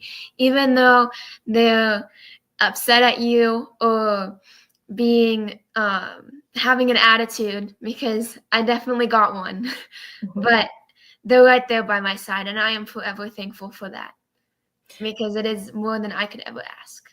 Yeah, and you knew that they had your back. Like, you knew you wouldn't disappoint them if you said, I don't want to participate. They were there with you. They were going to have your back, and they were going to be by your side. Yeah. Sophia, what about you? What is your advice to parents of athletes right now and that their kids are about to embark on high school athletics? Mm-hmm. I think there's kind of two sides to it. One is that as an athlete, people are listening to our voices. As a parent, you can speak up, but people only will listen to you to a certain extent, which is unfortunate, but it's the sad reality. People want to hear from the actual athletes themselves, which is where the parent has to say, okay, maybe my voice isn't going to be heard as loud, but in that case, I'm going to support my athlete instead. And my parents have been an example of that. My mom ordered t-shirts before we discovered XXXY. She ordered Save Girls Sports shirts on Amazon. And at my state track meet, she went around and was handing them out and was like, do you want a t-shirt? Do you want a t-shirt? And everyone was like, no, who's this crazy lady? And then finally one person said, I want a shirt, thank you. And that's the courage that we need. When one person joins, then it helps other people join too. And I think also take advantage of the resources we have in this country. Despite all our issues, we live in the best country. We live in a free country. And so we came back from the state meet and my mom filed a complaint against the state. And she emailed our representatives here in Oregon, in the Senate, in the House. She went and did all that work. And it's a lot of work, the legislature of it. But honestly, it's the practical steps that need to be taken. And it's the support that can come, because I want to be able to draft up all those emails but I can use my voice and my parents can support me from behind. And you are 100% right that parents can only do so much. Parents can only say so much. It takes the athletes. And as a parent, it's hard because you want to protect your child, but they are going to have to learn to use their voice sooner rather than later. And their voice will make a big difference. So I think parents, if you can just show your child by example, but be there to encourage them to stand up and speak out. Don't encourage them to hide. Don't encourage them to cower. Don't tell them, oh, no, let's just try and keep this secret, and maybe things will change. I think encourage them to be as strong as you both, and you will be doing them a service and your community. And I found, based on what I found a video that I want to play, and it's the A1 policy. So hold on, we're going to get this up in just a second. All right, I'm going to start this. Okay, I'll probably have to rewind it a little bit. Let's go. Who knows my daughter? She is not a crier. And she says, I don't know why I'm crying. And I said, I do, because it's wrong. I got to the meet and I saw my friend Maddie. And there's police greeting us at the entrance. And we were just talking about what we were going to do that day. And we didn't really know what this trans guy looked like. We only knew which school he was from. And he walked by right at that moment, and I just burst into tears because I just had a lot of emotions. Being a mom, having to watch your daughter cry when she's competing at something she loves is awful. I had a piece about not jumping that day, and I didn't know if any other girls were going to sit out with me, but I just didn't care. I just knew in my heart, and I'd been praying about it, that I shouldn't jump that day. I knew I wanted to stand up for what I believed in. And I knew that this was the best way to do it. And so I said, I'll join you, Reese. And I pulled out of the competition. I was gonna scratch myself, and that ended up being what I did. We've put hours into this. We've put money and time into it. We've had hired one-on-one coaching for her. There are potential scholarships, coaches, schools that would maybe turn me away. Reese wants to compete in college, so she knew that moment was big as far as, could this take away an opportunity for her? Competition isn't bar to bar. I should be shooting for the best thing I can do that day, and having a boy there jumping would not allow me to do that, and it would be unfair. We felt like we had confirmed that we had raised some amazing girls, that they had their convictions, they were willing to stand by it. I do feel like most of the girls I talked to who were jumping were like, I totally support what you're doing. A bunch of my teammates came up to me and congratulated me, or just were in shock of what I had to do and what I chose to do. Afterwards, after the competition, after a few hours, I realized I was really upset I didn't get to compete. I was feeling really good that day. When you're competing against someone that is just naturally going to be better than you because of biology, that's just defeating and deflating, and it's unfair. I feel like I'm just very frustrated with people who aren't doing anything about it. If we allow this to happen now, I can only imagine when my 5-year-old is in high school what she is going to be faced with. It's the OSAA specifically that is forcing schools to abide by their rules and allowing boys to compete in women's sports. I think that's really cowardly that an association that's supposed to protect and uphold all athletes is allowing hundreds of girls to be affected at the expense of one boy's emotions. Another person that's been really supportive of the girls is Riley Gaines. We have seen failure after failure after failure, whether that's governorship in each state, whether that is the specific sport governing bodies, whether that again is the previous president, whether that is the judicial system. It has been so many failures where these young girls have to stand up for themselves in this way. Connecting us with AFPI and helping us just move forward with what we should do next. This is exactly why the American First Policy Institute brought this complaint to the Department of Education, asking asking them to investigate the Department of Education in Oregon. So here, the law that was supposed to protect our girls, Title IX, is being weaponized against them. I'm mad at our state government that completely condones this. We need the leaders in the states to stand up and stop this in places like California and Oregon, where Sophia is. We're demanding that you actually do something about this. We're not gonna just stand and be quiet. We're not gonna say, oh, it's okay. It's not. It's not okay. API is reaching out, backing us up, giving us the names, the resources, everything that we need to actually make a difference in what we're seeing today and truly save women's sports. Wow. Wow. That's amazing. That's amazing. Wow, that gives me like goosebumps. So you had, in closing, we're getting towards, gosh, I could just keep talking. We'll definitely talk again, but in closing, what is next for each of you in athletics and in advocacy? We'll start with Maddie. Or Maddie, go ahead, Maddie. Well, I have wrestling coming up. I have tennis coming up, and I actually a couple of days ago talked to a medic combat veteran, and I'm thinking about my next steps. And I think I'm going to go to an academy, and I'm thinking about being in the Air Force for the medic field. I talked to her, and honestly, to be honest, I kind of automatically like rolled out Air Force, because when I think of Air Force, it's planes flying, and that's not completely my thing. But talking to her, she spoke about every single aspect of it, and that's my next step, is because whatever my next step is, I love helping people.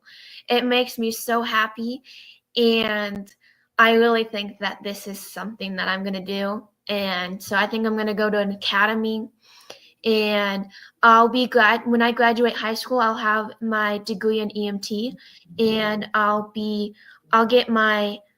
want to go to maybe the Air Force Academy I'm thinking about, and I'll go there, and hopefully they'll have a women's wrestling team and I can wrestle while I'm there on the learning and getting my medic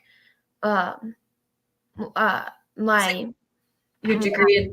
So you want to serve, you want to help people. Well, my son just graduated medical school, and I have a daughter about to graduate nursing school. So I commend you. It's a huge commitment, and it's for people that want to live a life of service and helping people, and they love what they do. So if that's where your heart is, I'm sure you will love it well. And my son-in-law is in the Air Force too, and he likes it well. They have the best bases. The Air Force does have the nicest bases, I'll tell you that. My dad was a Marine. I'm a former Navy wife, so I've seen it all. The Air Force by far has the best bases, the nicest ones. So Sophia, what's next for you as far as in education and sports and in advocacy? Are you going to continue to, now that you've had a taste of this, like, do you want to continue to make advocacy a part of your life? Yeah. As for sports and education, as I've already said, I'm working on getting better at track so I can get recruited into college, talking to coaches. I want to study engineering. Wow. So I'm excited for that. It'll be hard, but I'm excited. I think it'll be so fun. Mm-hmm. As for advocacy, I've loved this. I've loved every second of it. I've gotten to meet so many cool people and have great opportunities through this. I forget the name of the case, but one of the cases you brought up that the Supreme Court is now working on, they added my testimony to that case from my lawsuit. Wow. And so that's encouraging to have that in the works right now. And I've also been working with Jennifer Say and XXXY. I just signed an NIL deal with them. And so that'll be helpful to help promote their products, but then also keep putting the message forward to fight for women's sports and equal rights. So the cases that will, so according to SCOTUS blog, breaking news, this is an hour ago. Oh. You will hear cases in January on transgender athletes, gun rights, and Trump's firing of federal governor. So the cases, Little versus Hecox and West Virginia versus BPJ, the oral arguments will start on January 13th, 2026. We will definitely be listening to those live. Where there's challenges to the constitutionality of laws in Idaho and West Virginia that prohibit, they say, transgender women, I'm not men pretending to be women, from girls participating in women and girls sports team. So this is it. This is these two are big cases, the oral arguments in January. So Sophia, you have arguments being submitted to the Supreme Court. Wow. That's huge. And we will be waiting on those decisions. Those are going to be really, really, really important. And then so you guys all better get ready because you'll be asked to go on TV again. Like you said, it ebbs and flows. Exactly. You'll be all feel like you'll get all these requests like, come on to media.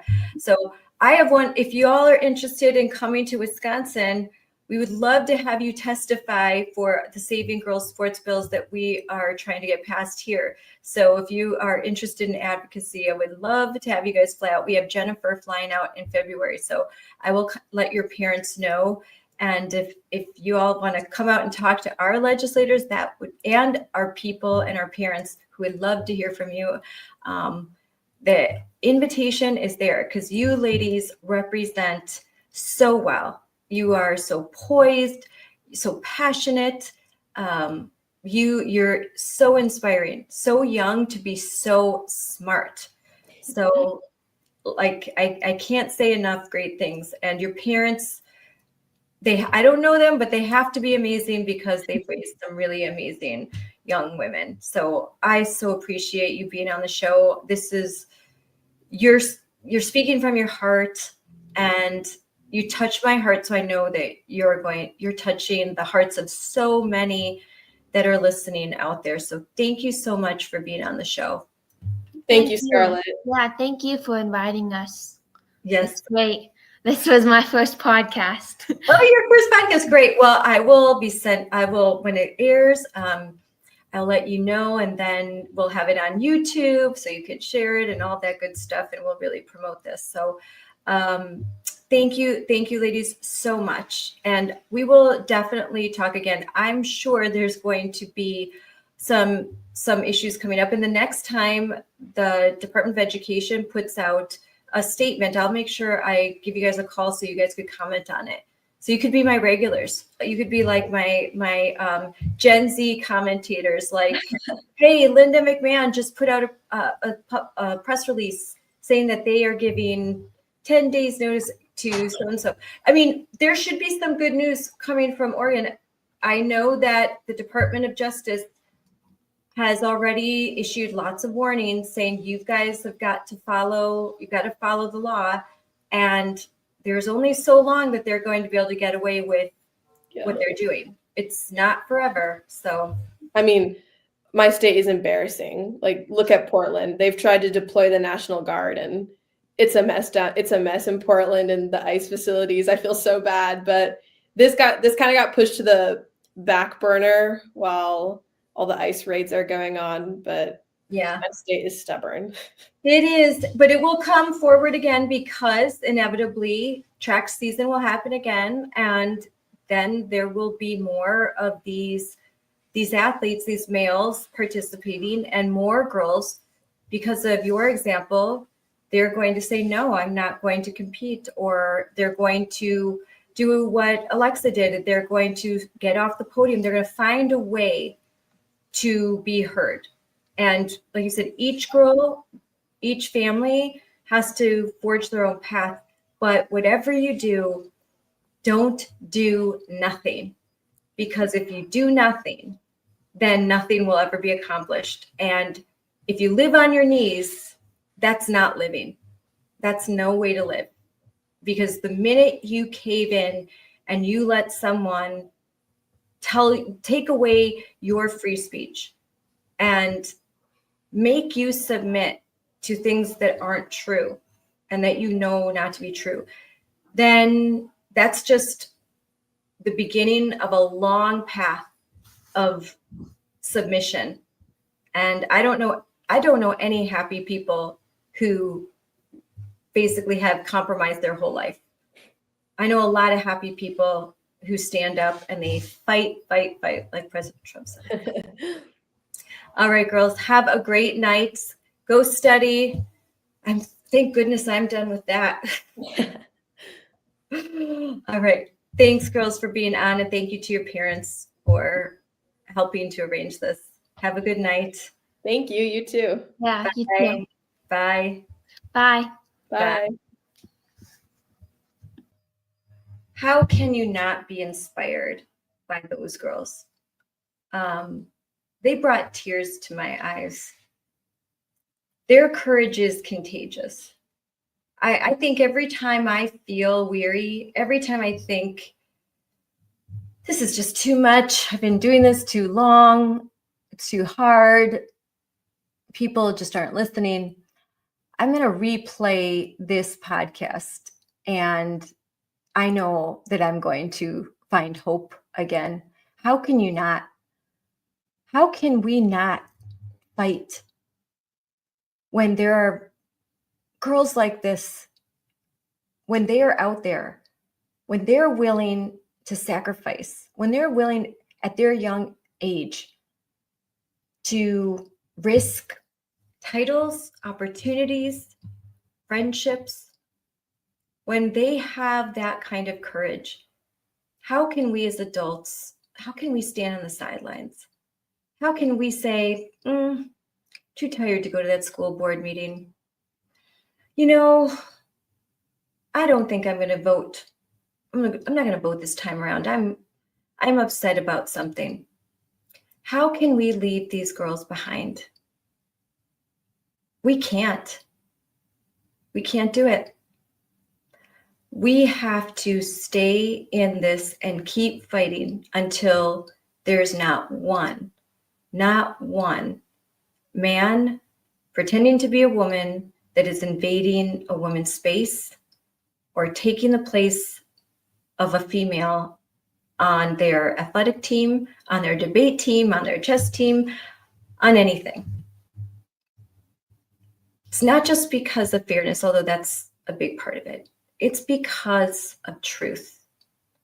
It's because we can't be twisted into a pretzel and try to, find a way to compromise with a lie. We can't compromise with a lie. There are two sexes, male and female. Gender is just a word. It's a word that's now used to manipulate and force us, or force those who actually will believe it, to believe a lie. And I choose to live not by lies, and I hope you do too. So thank you. Thank you for joining me on this episode of Unleashed with Moms for Liberty. I'm Scarlett Johnson, and I could not be more proud to be an American right now, knowing that there are girls like that. There are girls like that. That means this country is worth fighting for, and I'm going to fight. So until next time, bye everyone. Dear Nike. Dear Nike. Dear Nike. Why won't you stand up for me? Why won't you stand up for me? Why won't you? Why do you claim to support women and girls? Yet when we need you most, you remain silent. Today, males are claiming our identity, our sports, our spaces. Men and boys are stealing opportunities, medals, trophies, and our future. It is not fair or just. In fact, it's often dangerous. Yet you refuse to use your platform to stand up. You say you're for social justice and progress. So why do you allow men's rights to come before ours? See, with a big platform comes an even bigger responsibility. You have a chance to do the right thing. Not just do the easy thing. So we're asking you, Nike. So we're asking you, Nike. So we're asking you, Nike. As the biggest voice in all of sports. Will you stand up for me? Will you stand up for me? Will you stand up for me? Will you stand up for me? Will you? Will you? Will you just do it?